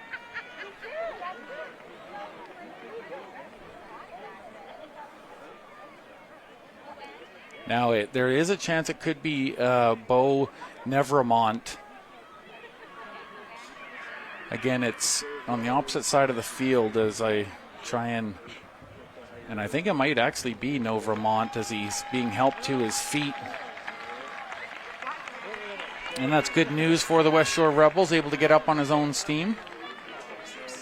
Oh, pardon me, and that's Ben Matai, and he had that big play in the second quarter. So it's good to see Matai able to get away on his own steam. Just needed a little help getting to his feet, and now the Raiders back to business. Not even quite 2 minutes played here in this second half. 2 in motion on the near side. Stutter step, but he's going to roll out. Dornez throws down the sidelines, and that's into the turf. And there is a flag on the backside.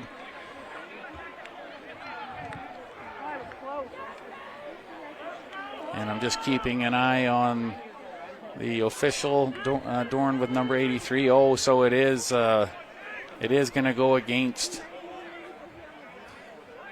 It's going to be against the VI Raiders here, and I think it was face masking, but it could have been holding as well, as his back was to me.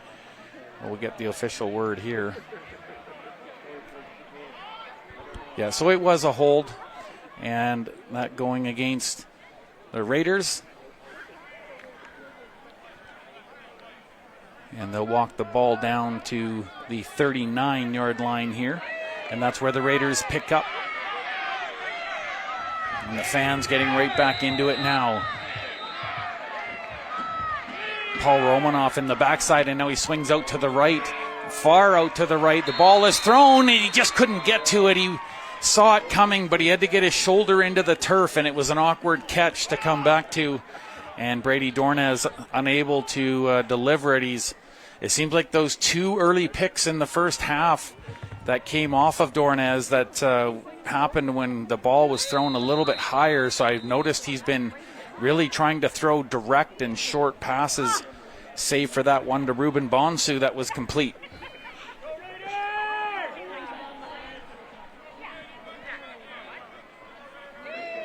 Second down from the 39.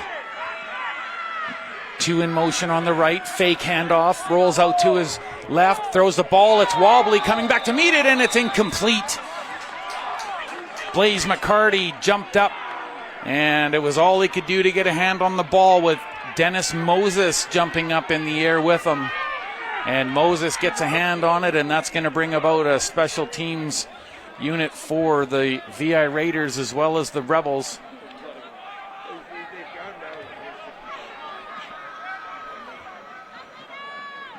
Dennis Moses with that good concentration, just making sure the ball was nowhere near the intended target, Blaze McCarty.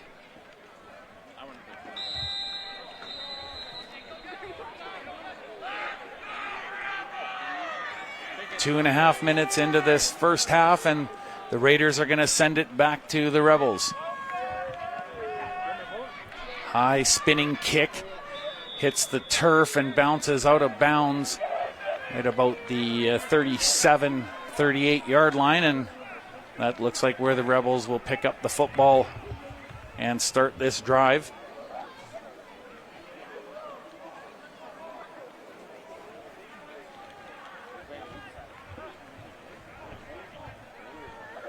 Ethan Pickard leads the unit out onto the field.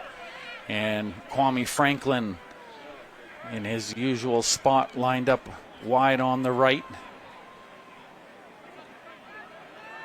Takes a few steps back, and it looks like Lyndon Williams wants to get set to speed away. Now he's making a route over the middle, but the ball up in the air, and that was contested. Kai Nickel jumped up to catch that football, and a good defensive play. I believe that was Sterling Henry on the backside getting up and challenging that throw.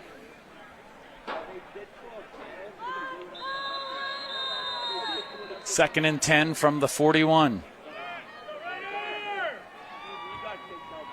Pickard has one in motion in front of him.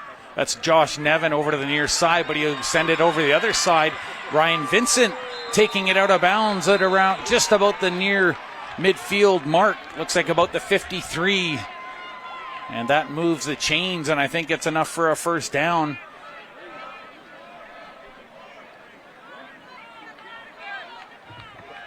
And a good catch by Ryan Vincent, and good legs after the catch as well.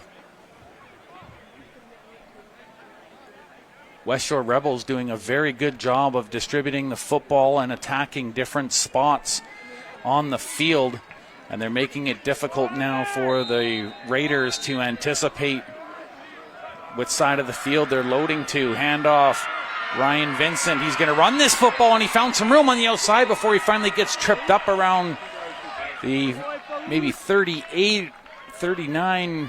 Actually, no, pardon me, that would actually be closer to the 41-yard line. And again, Ryan Vincent being used here in the second half with good results.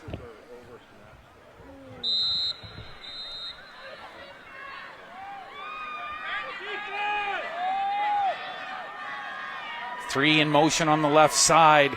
The handoff, this time Vincent wasn't going anywhere as he got found by Caleb Charlton, the linebacker, impeding his movement forward and wrapping him up.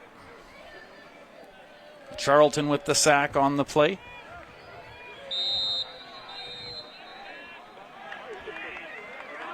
As Ryan Vincent and Ethan Pickard look over to the bench for direction, and again a 3-set in kind of a triangular formation on the right, but he's always looking left. He tries to dump it over the screen and he finds it.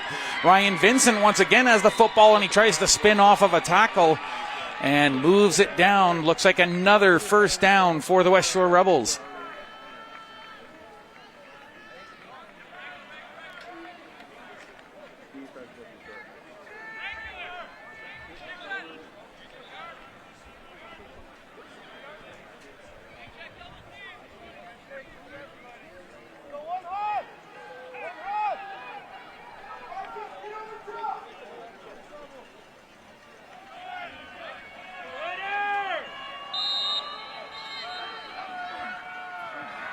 Another first down for Pickard, and he's loading, firing deep downfield into the end zone, and it's intercepted by the Raiders.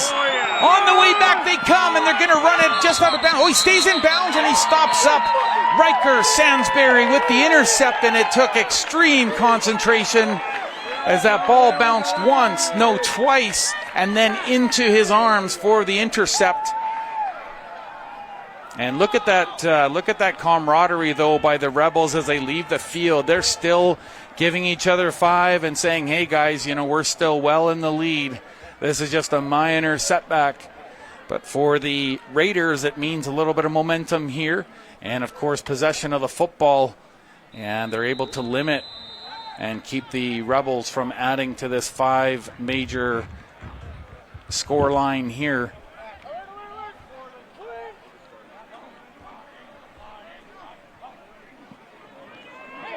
That was close to offside, but rolling way out to his right, throws the ball downfield, and it might have been no, looks like it's incomplete on the far side of the field, but a good defensive play nonetheless by the Rebels as they really came close to picking that football off. That would have been the 3rd intercept of the day for Brady Dornez had it happened, but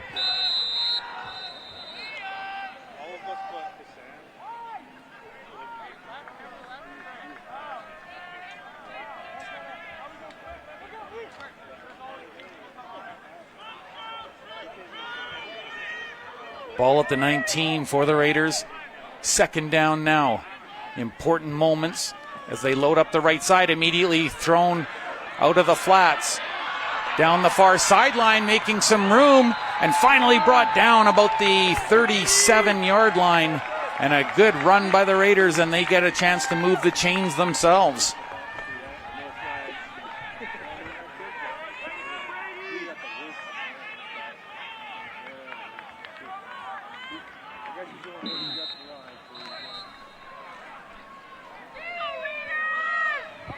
And a good play there on the swing out. And Brady Dornez getting a little bit of confidence under his wings now. 2 in motion, but he gives the handoff. Oh, Giancola was met right away. And such good protection there. Will Bromelo getting an assist there from Cole Bunting, and good work from that unit. And 10 Wyndham Jr. as well, as there was just no room for Giancola. As soon as the ball was in his hands, it seemed like his forward momentum and inertia was just stopped cold.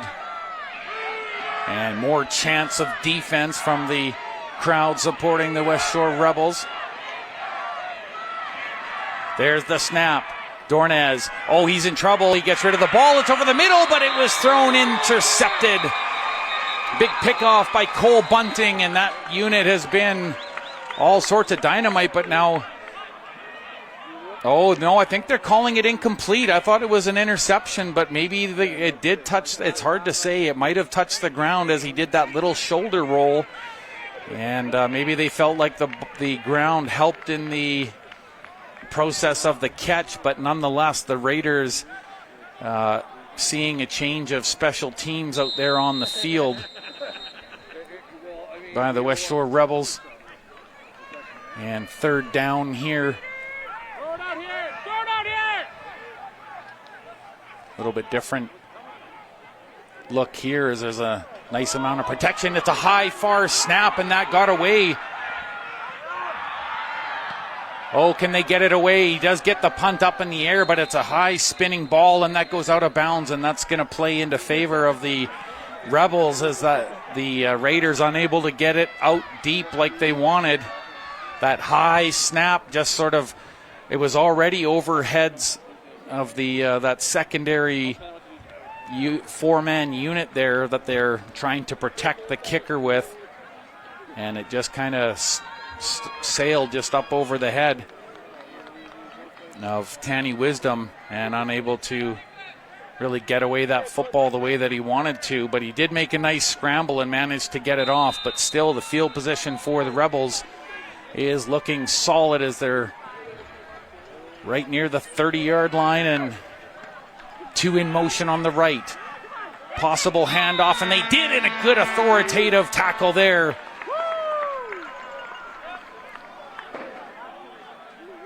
And Jordan Uman-Kunze getting in there quickly and throws the ball carrier to the turf. And that's second down now for the Rebels.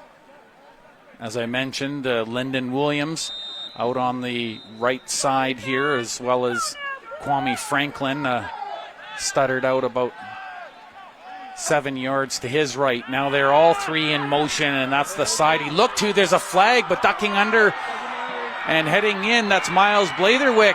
Blatherwick, did he break the plane? I don't think so.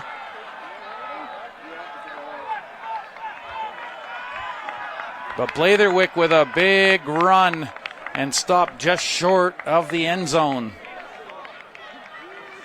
Another trick play comes out, and they've got Miles Blatherwick. But there was a flag on the play, and it does go against the Rebels. So this is a little bit of a bullet dodged by the VI Raiders as the ball's backed up just outside of the 40. And now the Rebels really looking to the sidelines, hoping for some direction from Mark Townsend and Todd Ruther, and possibly Tarek Bryant as well. Play is set in, rolling out Blatherwick, and he was a little bit hurried there, and the ball was wobbly. That's incomplete.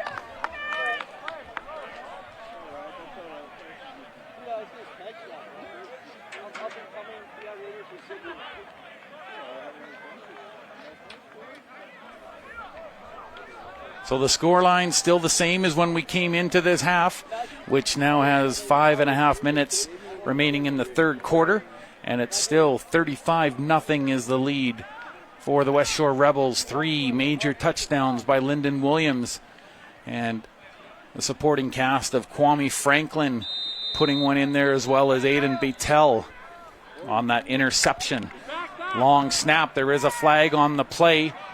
Harmon Ahuja collects on the backside, makes a move to the outside. Now he's running. He ducks under one tackle right in front of his own bench, and white bodies flying everywhere. And now it looked like there's a little bit of a scrum right over by the Raiders bench. But nothing too wild happening over there, as some of the teammates helping pull some people from the pile, as Oluwaferemi Okunlola being pulled out by some teammates. He had that big play in the first half in that second quarter. Okunlola helping gather and move the offense forward for the Rebels, and part of this big 35-0 lead. And the Raiders would love to chew into it a bit here, and they're definitely going to have to string a few plays together, but it looks like Brady Dornez getting a little more comfortable here instead of the injured starter Sadler Smith, who was the Week 3 Player of the Week and certainly missed on the field right now. But I always believe it's good to sharpen all of the tools that you have, and Your backup quarterback is always one of those tools that you want to keep prepared and ready. And after a tough settle-in by Brady Dornez and the 2 intercepts in the first half, he's calmed things down, and it looks like he's connecting fairly well. Ruben Bonsu and Harmon Ahuja. And, of course, a few good carries from number 24, Owen Giancola. And the Raiders just looking to put some points on the board now, and that would be a reward in and of itself.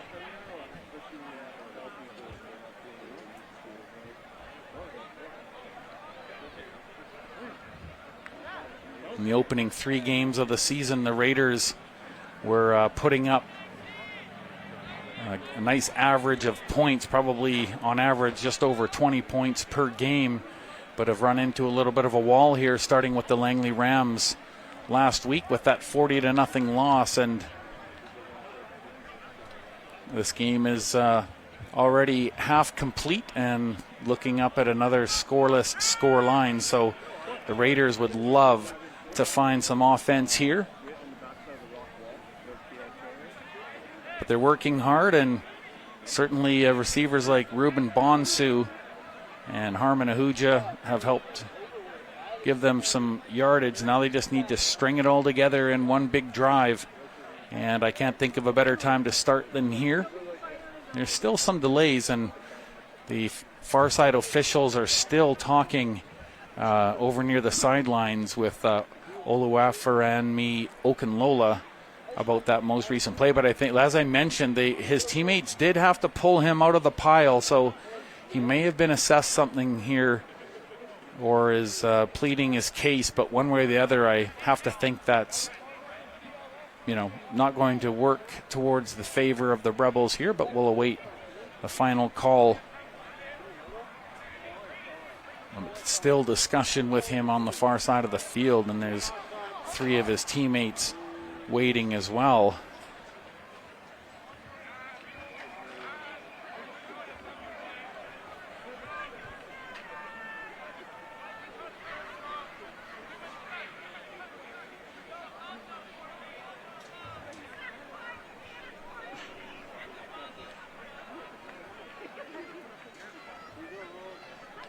And all of the fans here patiently awaiting this next play, this next drive, as we've kind of ground down to a little bit of a halt here.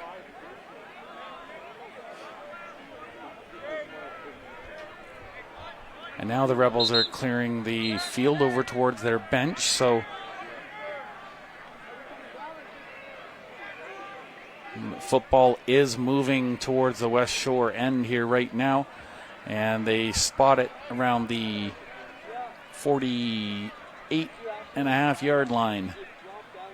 So the Raiders, as I mentioned and queued up, this is certainly probably their best opportunity here in this quarter to get a couple of plays going here and move the needle. Referees sort out what's going on the field here.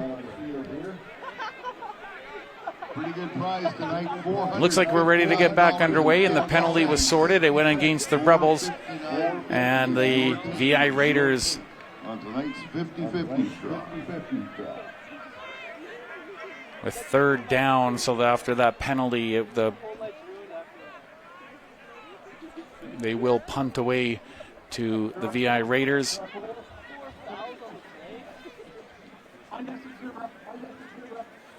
So I did hear unnecessary roughness in that.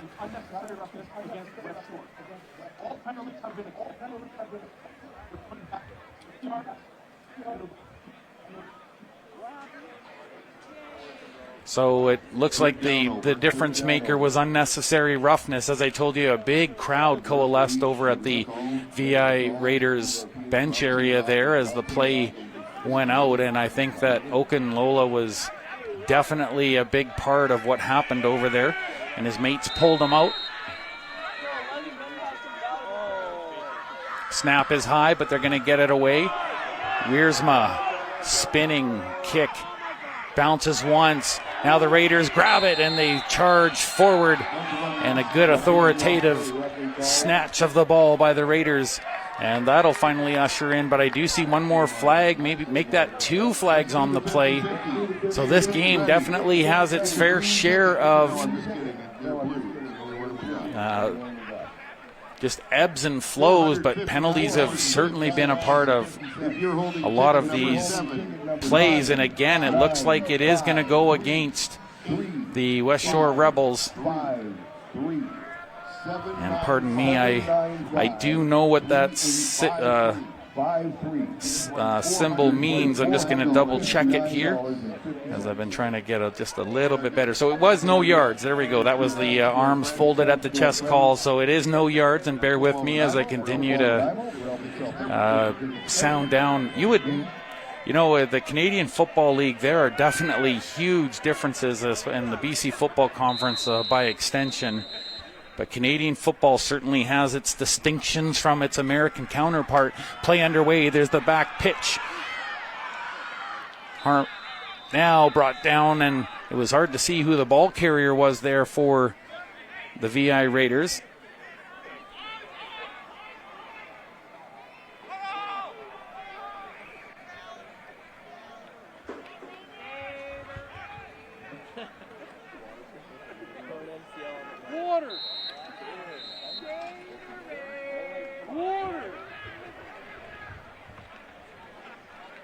Gain of a few yards on the play. 2nd and 7 now for the Raiders. Ruben Bonsu lining up wide to his quarterback's left. Rolling out to his left. Throws sidearm, and that's caught. Look out. Heavy hit incoming, but at least the ball was collected by Blaze McCarty. And that hit and tackle courtesy of Dennis Moses, and he's had a strong second half here and a great showing overall, and that's going to bring about a change in special teams. And it looks like just as quickly the VI Raiders are going to have to settle for punting this one away, even with a couple of penalties that went in their favor.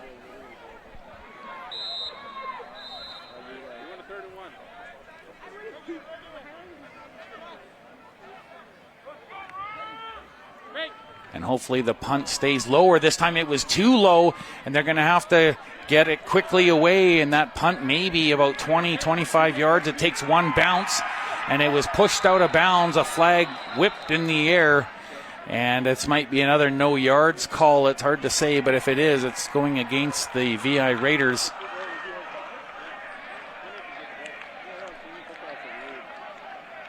First down, yeah. That's some smart football.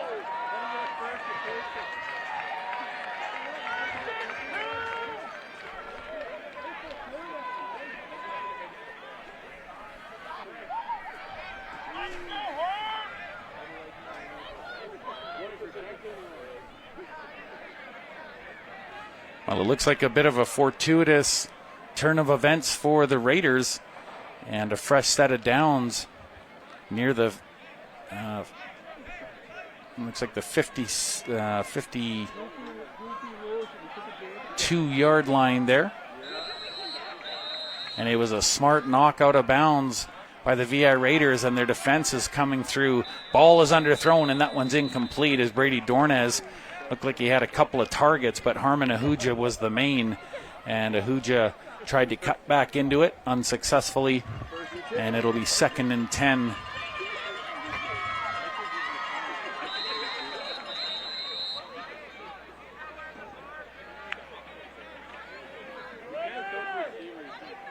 At the Rebels 52, Ruben Bonsu lining up on this side, and on the opposite side, Harmon Ahuja, 2 in motion coming out of the right, and the ball was knocked down, in a big hand gets up and in the way, and that's Manny Fotu.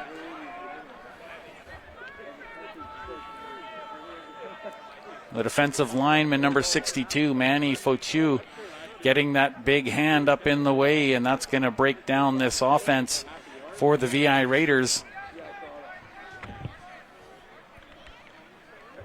3rd and 10, and they'll have to punt this ball away, and hopefully it'll be a little bit more fluid than their last couple of punt attempts. They've been under such great pressure because of the either too high or too low of snap. But they are protecting the kicker fairly well. That's a good one, and they'll punt it. It lands about the 25. Now picked up around the 20. Forced to the outside, staying in bounds, and finally knocked out near one of the roll focus cameramen right down field side. Going to get a couple of good views there, I'm sure, as that one is returned by Chris McLarty. And McLarty has been a constant here this evening as well. 2.5 remaining here in this third quarter. Still 35-0 is the score. Nothing's changed here in this third quarter. Just a number of possessions back and forth, and a lot of penalties flowing impeding the flow of play here. But the Westshore Rebels now with possession, and they set to work around the 30-yard line here. Ethan Pickard with 2 in motion. Looked like he was going to hand off. He's just going to carry it forward. Someone lost their mouth guard, and now the ball carrier finally dropped. Someone got jarred very hard at about the 35-yard line, and now one of the Raiders has just gone down to the field. As I mentioned, one of the mouth guards went flying on the field right about the 35-yard line. So again, it looks like they're definitely going to have to send out the trainers here. And unfortunately for Olivia Adams, as she gets out there, I can't quite make out who it is on the field, but looks to be in a lot of discomfort right where they've placed the ball, and a secondary trainer out there now as well.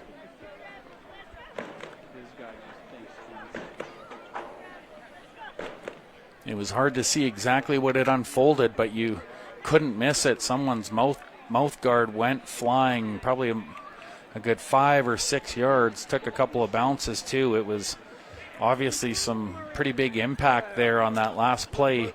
And as I mentioned, it's definitely a man's game. And, you know, it's just, it's hard to appreciate for people that watch this game and observe the game, just how much physicality and how much pain these players wind up dealing with. It's almost a rite of passage.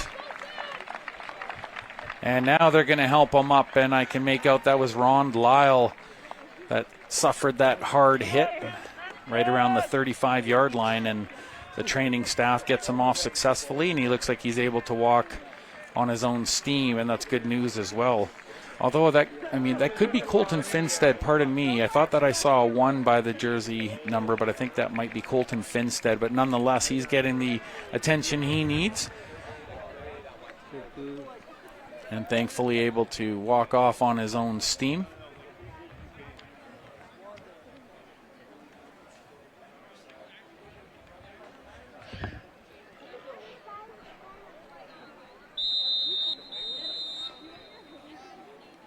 Denzel Igahan and Kaya Saunders lining up on the near side. There's the handoff out of the backfield, and not too much room for Chris McLarty to work with, and he gets tripped up. And the ball looks to be placed around the 38-yard line, so it'll be 3rd and 3. And it looks like they are motioning for a change in personnel for the Westshore Rebels. I think probably content to make a safe play here, but again, they have used some play action here a couple of times tonight. The first 2 kicks were onside kicks for the Rebels, and that kind of got in the heads of the Raiders collectively right from the get-go, and I'm sure that was the game plan as the ball is snapped, and Wiersma punting it almost, and there's 2 flags on the play. Now it's picked up by the Raiders and shoved out about the 53-yard line. But there were 2 flags on the field, and there is, oh no, it's a player gets help to his feet there. And that was Dennis Moses, who's had some big defensive plays here tonight. Pops back up to his feet, and the Raiders being led out onto the field, led by Nolan Bascom, the offensive lineman, one of the biggest boys on the field most days. Nolan Bascom. Ball at the, well, it was at the 51-yard line. And they're going to count off some yards here. It's going against the Westshore Rebels. So it was a 15-yard penalty, so this is definitely good for the Raiders and their field position. And there's just 2 shades under a minute remaining here in the third quarter, but it's not going to change too much aesthetically as the play is near midfield, at least for now. But the Raiders could certainly make some inroads here, and this is a good opportunity.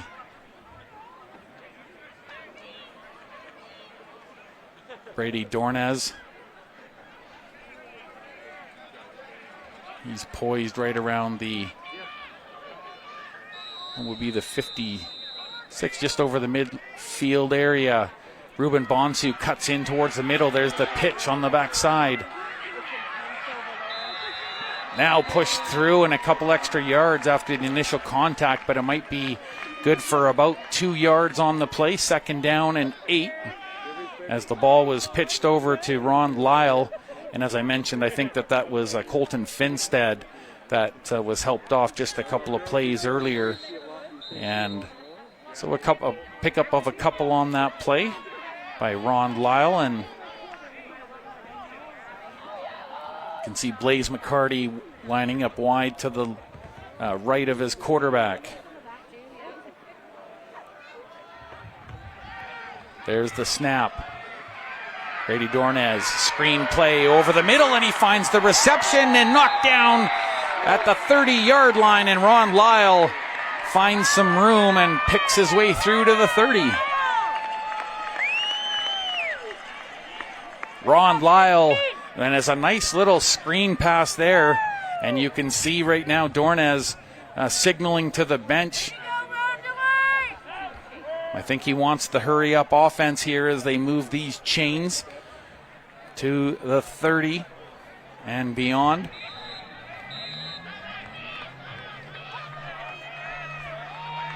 Some momentum here for the Raiders late in the third quarter. Into the pocket. Oh, there's 2 rushing on him. He's not going to go anywhere as he's met. That's Ted Wyndham Jr. Oh, they got in there like a shot, didn't they? Ty Ochitwa also just swarming the quarterback, but there was a flag on the play. Oh, and it looks like it's going against the Raiders as well, so things... Oh, pardon me, that's my bad. That's they're signaling the end of the quarter there. Pardon me, I thought there was a few seconds left in the quarter. But they do run it in, and we're now officially into the fourth quarter territory as they move the chains. And a switch of field position here.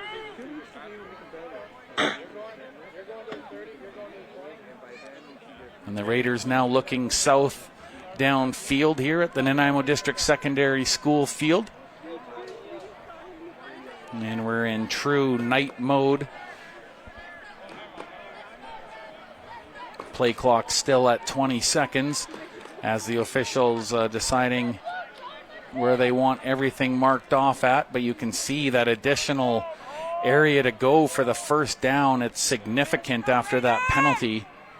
So the Raiders really need to take advantage of this hydration break and come out with something significant on the back of that penalty. A 10-yarder. And so that's going to make it a difficult task. 2 and about their 2nd down and 20 to go.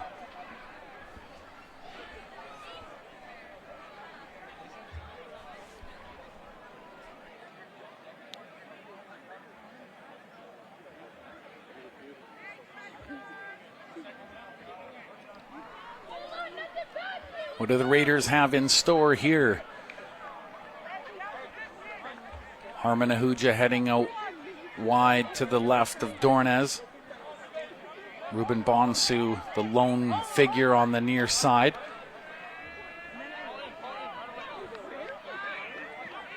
Cole Bunting will keep an eye on him. Interesting formation for the Raiders. 3 in motion on the far side. Now another wide out. There's the stop up, cuts around 1 or 2, maybe gets an extra yard, and there's a flag from the far side official as soon as they met him to bring him down. And again, some more work here for Ron Lyle as he takes that little side out pass, picking up a few yards. But of course the penalty is going to factor in here. And it is face masking against the Rebels, so this is going to be significant for the Raiders. 15 yards, and this is going to put them into probably their best field position of the night.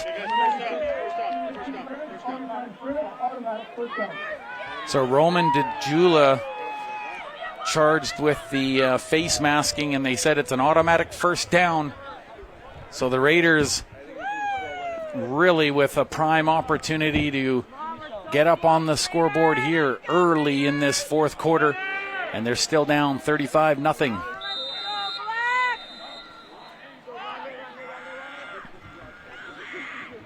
Paul Romanoff in motion on the right. There's the handoff and a heavy co-man tackle there, led by Bo Nevermont.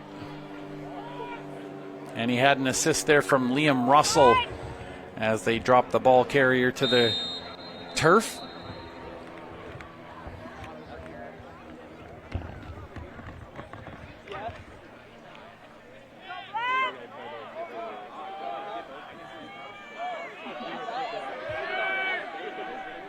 Second and 7 here.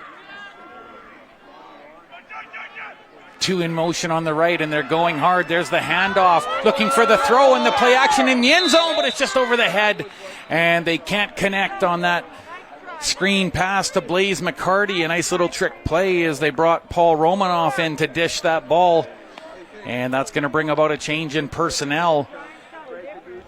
And this might be the time where the Raiders are able to actually put up some points on the board. Looking like they're going to try and put this one up through the uprights with the punt. At least I believe that's what we're looking at here.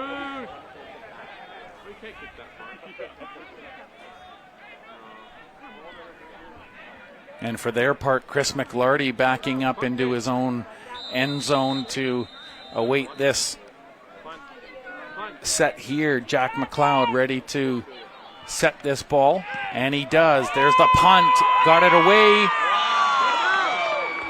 and it's in play. That one was wide, so they're going to try and run it out just over the 1 yard line to the 5, gets by 1 and then 2, and McLarty finally brought down at about the 5 yard line, and he was tackled.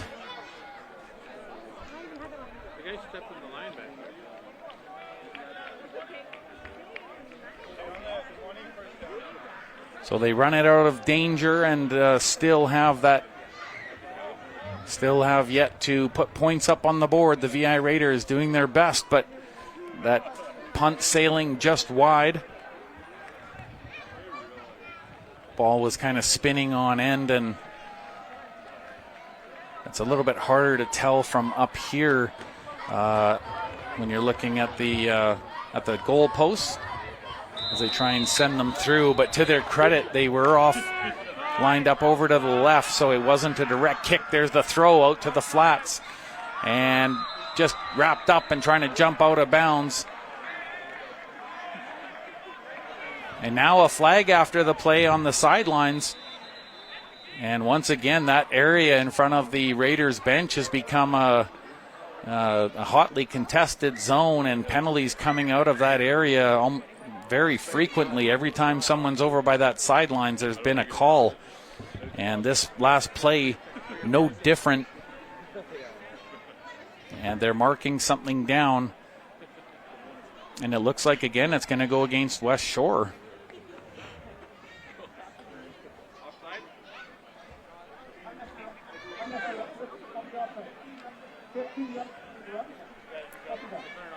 So it'll be second down. It's a 15-yard penalty for unnecessary roughness. And Westshore be back paddling out of their own zone a little bit here now.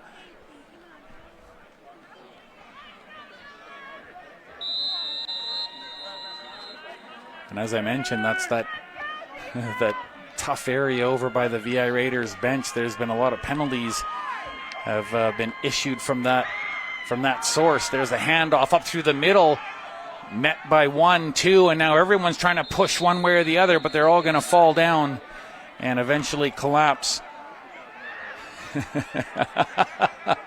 And a nice little double rollover there by Lyndon Williams. I'm not sure if anyone caught that, but it's a nice little bit of acting. Lyndon Williams having a little bit of fun out on the field, and why not? His club's up 35-0 here on the road.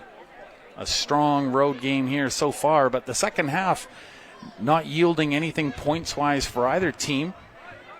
And they will send their next unit onto the field, so the Rebels and Raiders both full personnel changes after that unnecessary roughness call.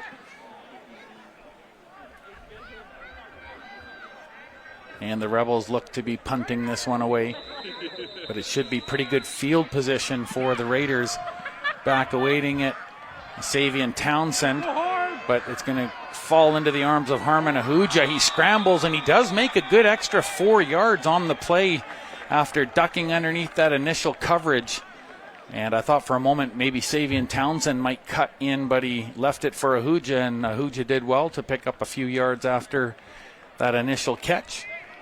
And again, the Raiders with pretty decent field position thanks to that unnecessary roughness over in front of their bench.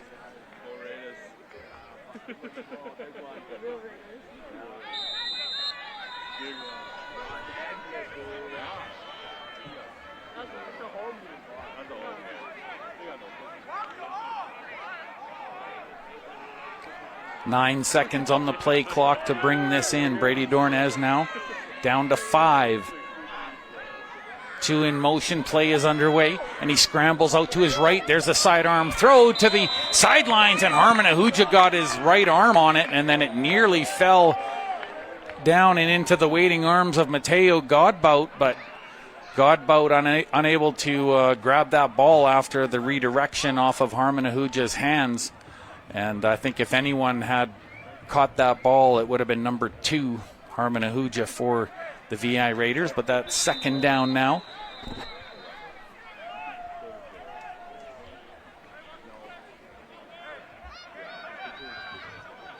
From the 43. Looking out to the left, and that ball's underthrown. And providing a little bit of heat up through the middle. Again, Ted Wyndham Jr. and an assist there as well from from Bryce Ruther.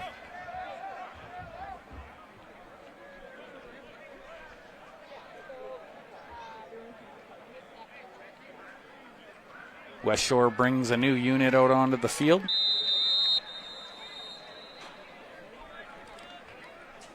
So third down for the Raiders, and unfortunately, I believe at this point they're just going to have to punt this ball away, but they could have something in the bag of tricks. But it's a good snap, and the punt was left a little bit to be desired. Maybe it was by design, and it takes a couple of bounces, and a good hit as soon as the ball is picked up at the 25.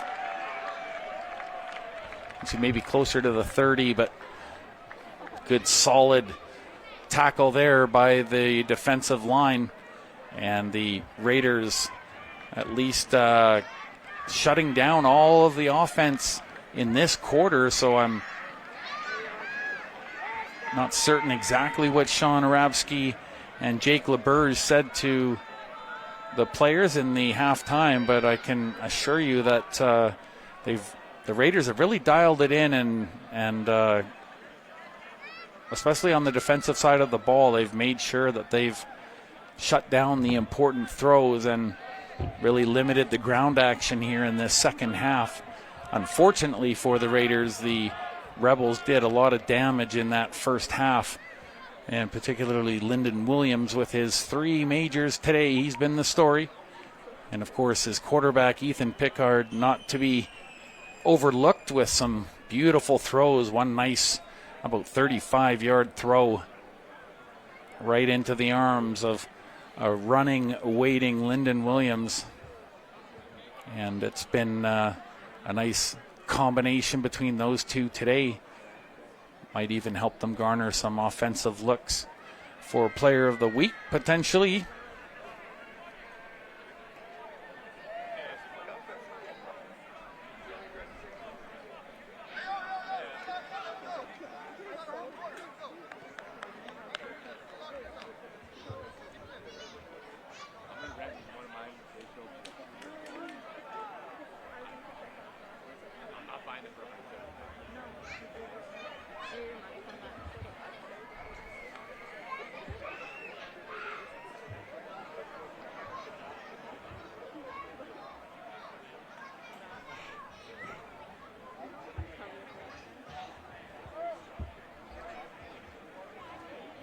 A lot of the technical slowdowns for a lot of the calls and infractions here today, it's kind of disjointed play a little bit, and they do indeed start to carry it back.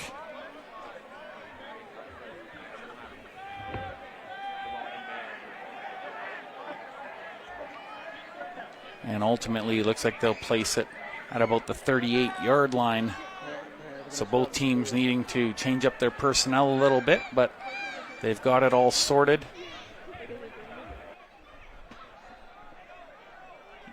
Just the shade under 11 minutes remaining here in this fourth quarter.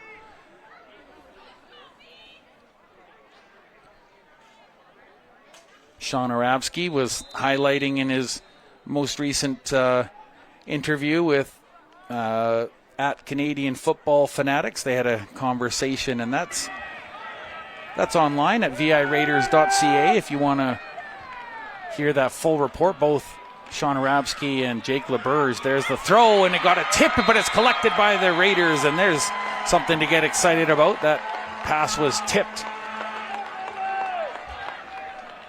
But Johnny on the spot, Paul Romanoff, and how many times has he been able to readjust himself and his body position to make a big play for the Raiders? Last year, the argument could be made that Paul Romanoff was one of, if not the best Raiders.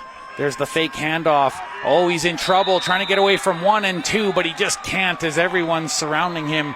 And that tackle is going to go to Roman DeJula, as DeJula just gave him no space, and you could see that little hesitation by Brady Dornez after he faked that first throw, and the Westshore Rebels defensive lineman just not biting on that fake throw.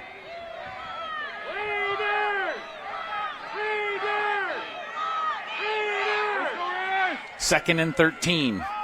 There's the snap. Brady Dornez. Now he's going to throw it. Sends it far out, and that's going to be intercepted potentially.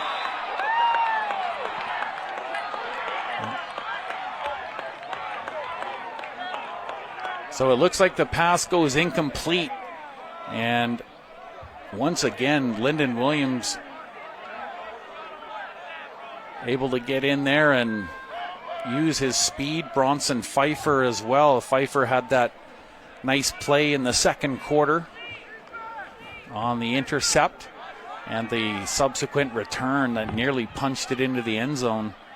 But it was eventually put in by Kwame Franklin, wide receiver for the Westshore Rebels, and he's also been a difference maker here today. One of those two weapons that Ethan Pickard has really leaned on, and with good results. Raiders getting set to punt it away yet again. This one's a good long high kick, and it's collected right in their own end zone. Being pressured out, and a double hit. Two-man committee. John Boubard was the one back to collect it. And, you know, he did about the best he could do as he picked up that football. There was one initial contact, and about a half a second later, one came flying in from the other side. And he did well to hang on to the football after that.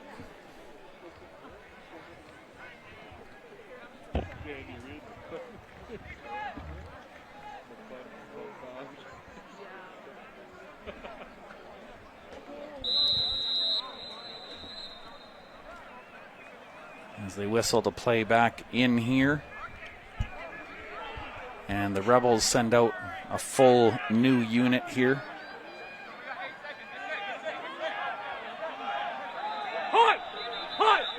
They've got to hurry up. There's only 2 on the time clock. Will they get it away in time? And they've called a timeout, and that's charged against the Rebels. And that's a smart call by the Rebels. They were 1 second away from being assessed a procedure penalty. So they get that timeout away just in the nick. Looks like there's going to be 1 or 2 substitutions here on the field, maybe for the VI Raiders.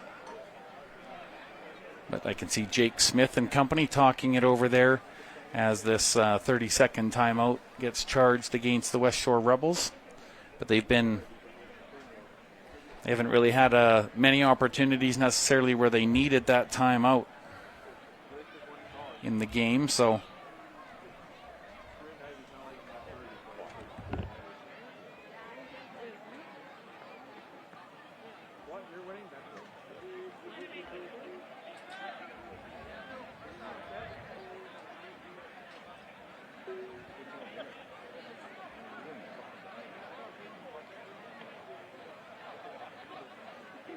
and that's a 4 o'clock start coming up. And then, of course, another rematch, but this time it'll be in Westshore, the Raiders visiting on the 28th. That'll be a 7 p.m. start, and that's 3 weeks from today. So that's where the Raiders are, looking down and ahead at the schedule.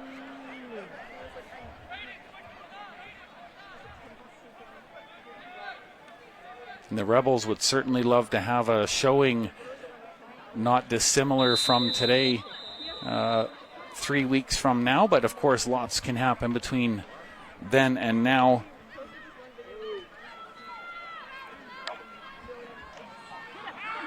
Play underway, scrambling out of the pocket but dropped.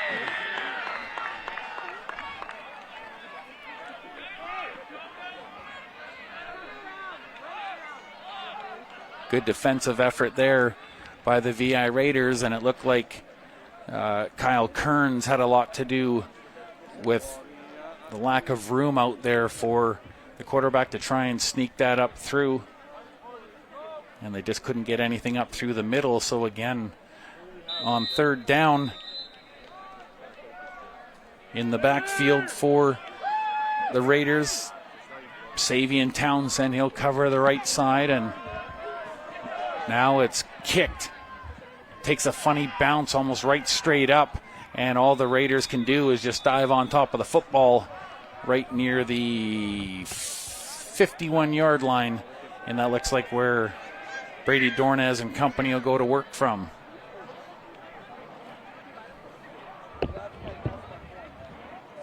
And there is a no yards call on the play, so they'll back that ball up 5 yards.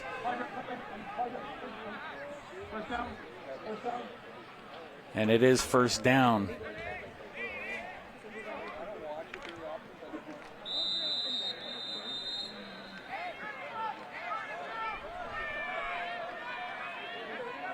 Aiden Stang lining up wide on the right.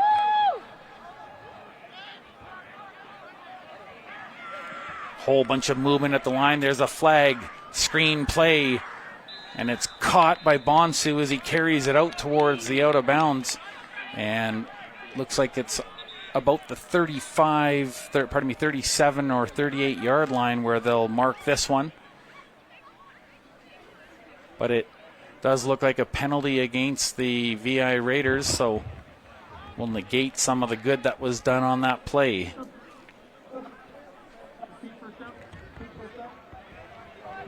But at least they do repeat 1st down here, but they've got 5 more yards to cover to get to their 1st down.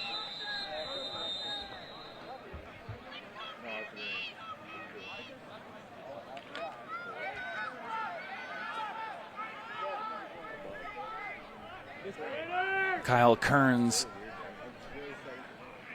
moving out right and now is in motion. A couple of stutter steps as they deliver the ball on the handoff, but it's not going to go anywhere, and another loss of yards on the play. And it looked like Simon Kerr was the man of the hour, just leaving no room for that run for the Raiders. So with second down, the task is even larger at hand here. They have to make it all the way to about the 35-yard line.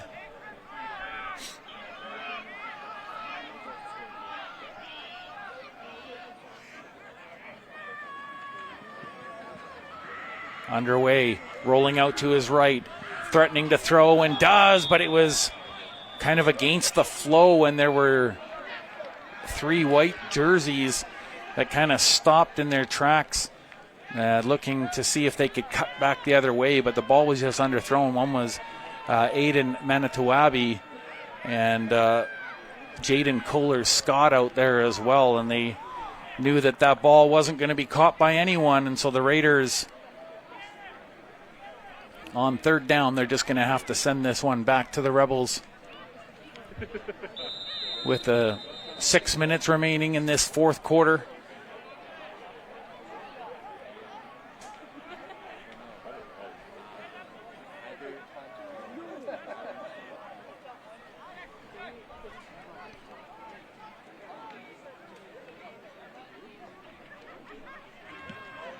There's the punt. It's collected, and they run to the left and cut towards the middle, and a good wrap up, and not going to get much further than the about the 39 or 40-yard line there. And a fresh set of downs await the Westshore Rebels as they trade units here on the field. Felice Toscano coming out with his crew, and as well Gavin Taylor will look to try and slow down this potent offense of the Westshore Rebels.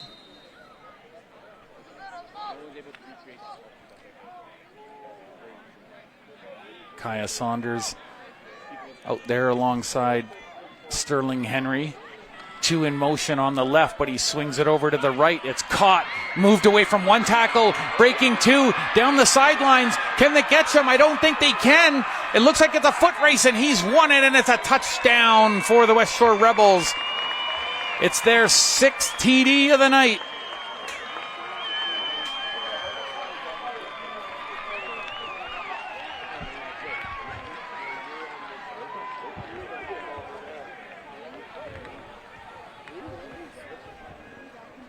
Big touchdown strike for the Westshore Rebels, and it's the first offense of the second half.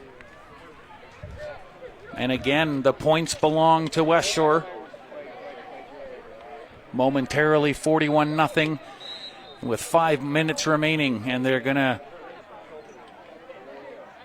get Charlie Wiersma to put this one through, and he does. It's a rather direct kick, and they'll take it.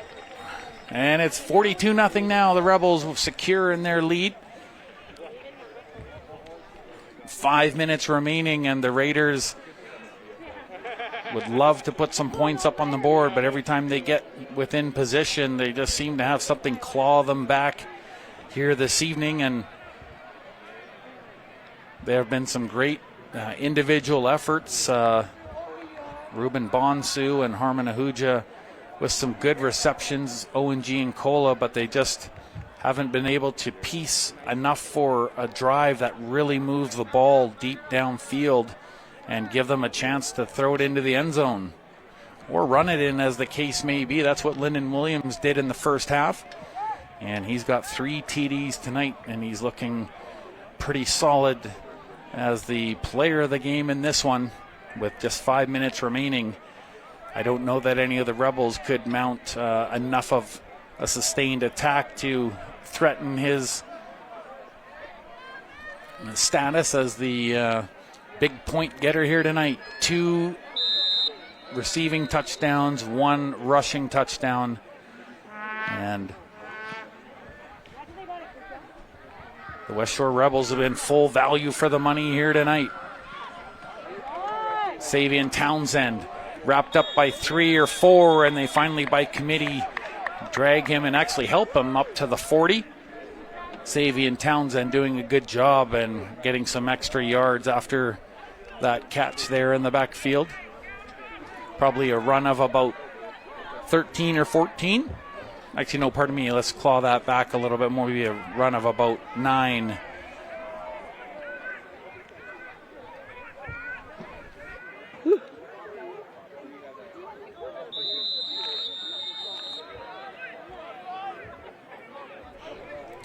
Play whistled in, 16 on the time clock. And they're looking, there's some signals from the Raiders. Chase Holotway was curious about something that was set up on the field, and a secondary look there by Jordan Uman-Kunze as they saw something out there that, and now the referee's scribbling something down, so I guess they'll fit in a hydration break here.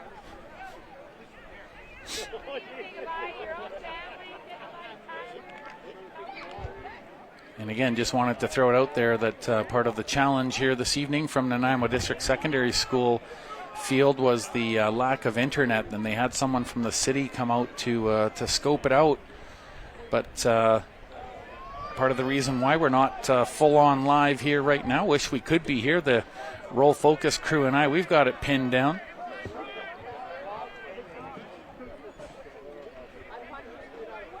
Mike and Hamish and Fernando, all the whole crew's here. We're working hard, bringing you some good BC football conference action here. It's Saturday night, perfect night for football under the lights. And the weather's been great here. I'm sure the players really appreciate these cooler temperatures. It's been hot all week. There's the handoff, but that's not going anywhere. As soon as Brady Dornez relinquished the football, he handed. There was just so much coverage there, and namely Ty Ochitwa and Will Bromelo for the Rebels, just solid members up front there and just not giving the Raiders any room at all. As soon as the snap was made, they were in there quickly. 6 on the time clock to count the play in. Brady Dornez with 2 in motion on his right. There's the handoff.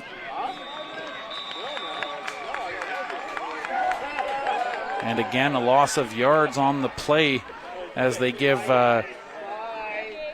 Orniko Hornyansky a little bit of work here, the running back.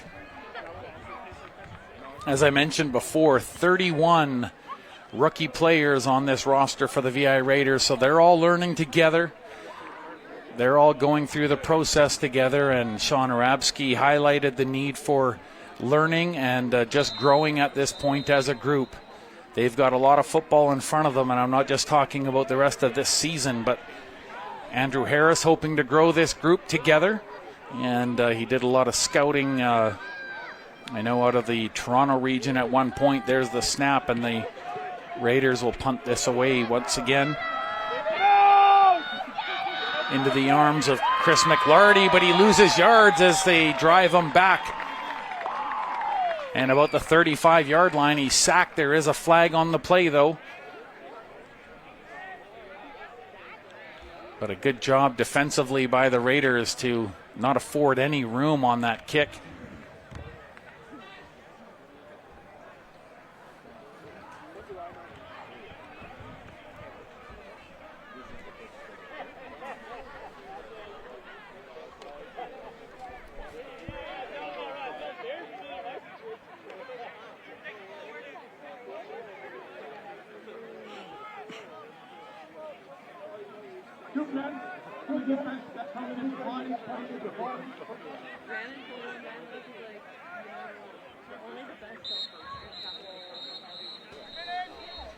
So the penalty was declined. First down.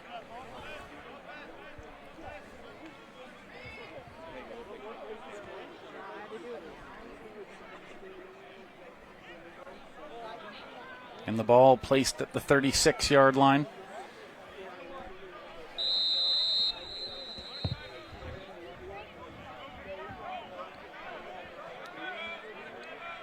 Rebels strutting out to the field here now in complete control in this one. All of the offense they needed or could handle in the first half of the game. They had a 35-0 lead at the half. Oh, and they fake handoff, running it down up through the middle, getting to about midfield. And that's another good play by the backup quarterback, Miles Blatherwick. He faked that handoff and just kept the ball himself and put down. And that was close to 20 yards there. A big play by Blatherwick to keep these offensive chains moving.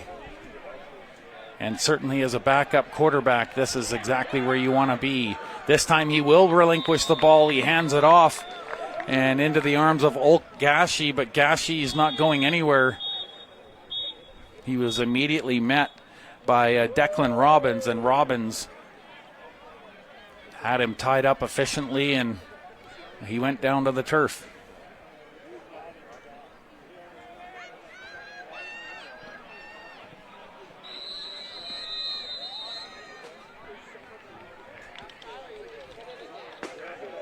Blatherwick with 3 in motion to his left. Fakes the throw, then through the middle, but it was a hard throw. And giving the ground a little bit of a slap, that's Josh Nevin. He had such an important second quarter, and he made some big plays in the second quarter. He'd love a catch there, but he has certainly helped his team add offense here on the field today at the 54-yard line. Some movement on the right side by Charlie Wiersma. Now in play, fake throw. Now it goes downfield, and he found him. There's the hit, and now the secondary one finally brings him down. But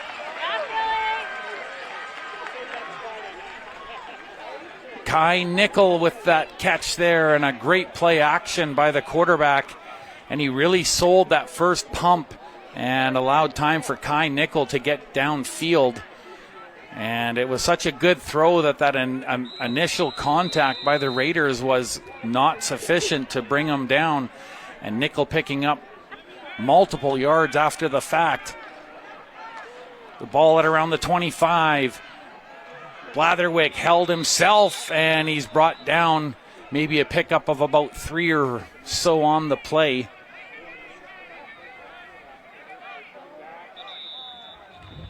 And you could actually the staff was urging number 53, Kanan McNay, to take a knee, and he did. And it's the second time this game that he has, actually. He was helped off just near the end of the first half. And just receiving some attention right now and a little bit of hydration. And just over a minute, 1:07 remaining in this fourth quarter. And a 42-0 lead for the Westshore Rebels. And it looks like it'll be 2nd and 6 when they do bring this ball back into play. Again, the Raiders, it's not like they've squandered tons of opportunity tonight. It just there wasn't a lot of those left on the table by the Westshore Rebels. They've been so complete on both sides of the ball, but their offense is really, it's just been very complete tonight, and they've used a number of different targets. They move it into play. Ball is bounced off a shoulder pad, and that one maybe could have been caught potentially by one of the Raiders, but I think it would have been a very difficult task as it bounced off a shoulder pad. It did not get anywhere near the intended target. And I think the Rebels happy that one wasn't intercepted or turned over. Third and 4.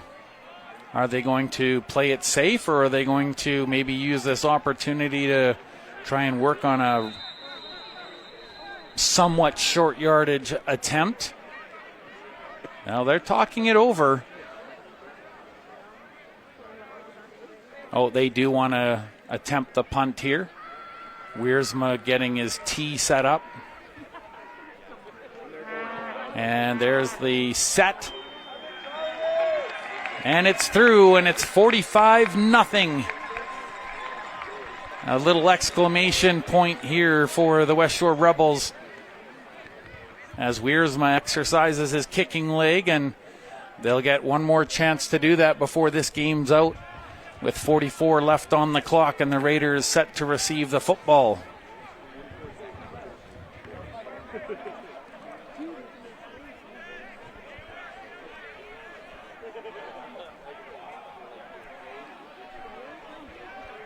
Aiden Beitel with a strike here this evening. Kwame Franklin with one. And 3 by Lyndon Williams, who's had himself a whale of a contest. And I'm sure he'll be buying the boys Gatorade after the game.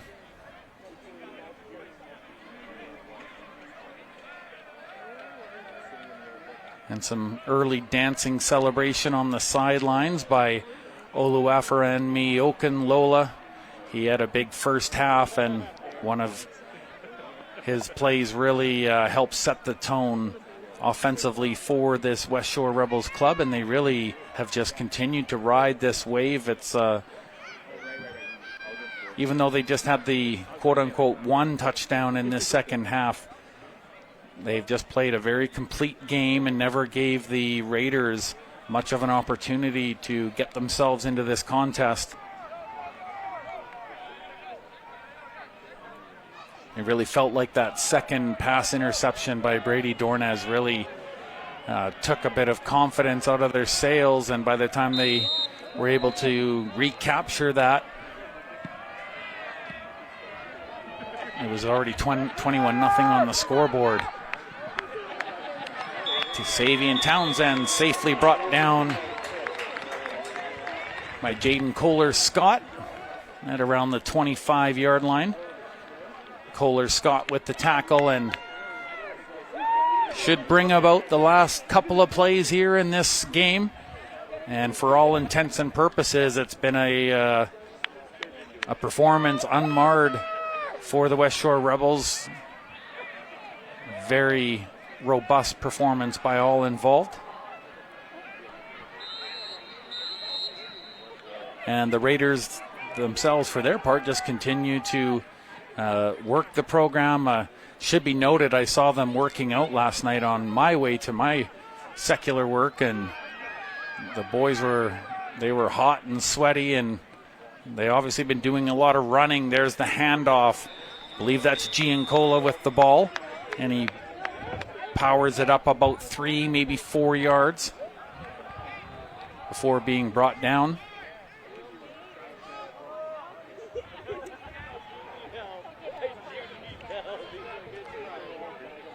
Jake Diaz, the offensive lineman out there, just listening in the huddle, getting set with the time clock now counting down at 23 and the play clock at 9 seconds. 2 in motion on the left. The pitch back. Oh, and immediately put to the turf. Ron Lyle, as soon as he received that throw, that pitch pass from the quarterback, he was immediately met. And I thought that might be enough for the last play, but there are 8 seconds left on the clock. And the Raiders, for their part, will discuss how to take care of this last play of the game. But as I mentioned, there were celebrations over on the sidelines, and Oluwaferenmi Okunlola got his dance on, and I'm sure the rest of the club will here too. And there's the flag that's rolled up in the air, and that's the fourth quarter and the end of the game. A big 45-0 showing by the Westshore Rebels, and all sorts of great offensive stories to come out of this one. As we mentioned, Lyndon Williams very prolific in this one, and Kwame Franklin with a touchdown strike. Aiden Beitel with another touchdown added there, and some good reception work as well from Josh Nevin. Just a very complete top-to-bottom performance and a 45-0 result. And still some optimism over on the sidelines as the Raiders come together, and they know that these are the tough learning lessons that have to come for every football club that wants to better themselves, not just in the standings, but in the league perception overall. And they've still got work to do, but this is a better team this year, and 31 rookies on this roster for the Westshore Rebels, and they're all going through some growing pains here, and a second straight shutout, this time at home. I'm sure it's got to feel a little bit more difficult for them to accept in the moment, but the Raiders are learning, and they're still getting some fan support there as they get ready to leave the field. And the final here this evening in this BC Football Conference matchup, the visitors having a great day on the field, led by the 3 touchdowns of Lyndon Williams. It's a 45-0 win, 6 major scores by the Westshore Rebels, and it's going to be a happy crew on. Actually, I would have to think that, they'll be on the bus this evening and heading home after this one. And speaking of which, again, I want to thank our Roll Focus crew. Just everyone, Mike and Hamish, Fernando, everyone's giving you some great shots on the field, and we can only get you down there the best we can. I hope you've enjoyed tonight's broadcast. I know I certainly have. And from the Nanaimo District Secondary School field, it's a wrap. The Westshore Rebels, a 45-0 win over the VI Raiders. And 2 weeks from today, that's when we're going to reconvene. Kamloops Broncos in town. They're going to take the Raiders on at a 4 o'clock start. Once again, 2 weeks from today, it's a 4 o'clock start. We'll be here. We hope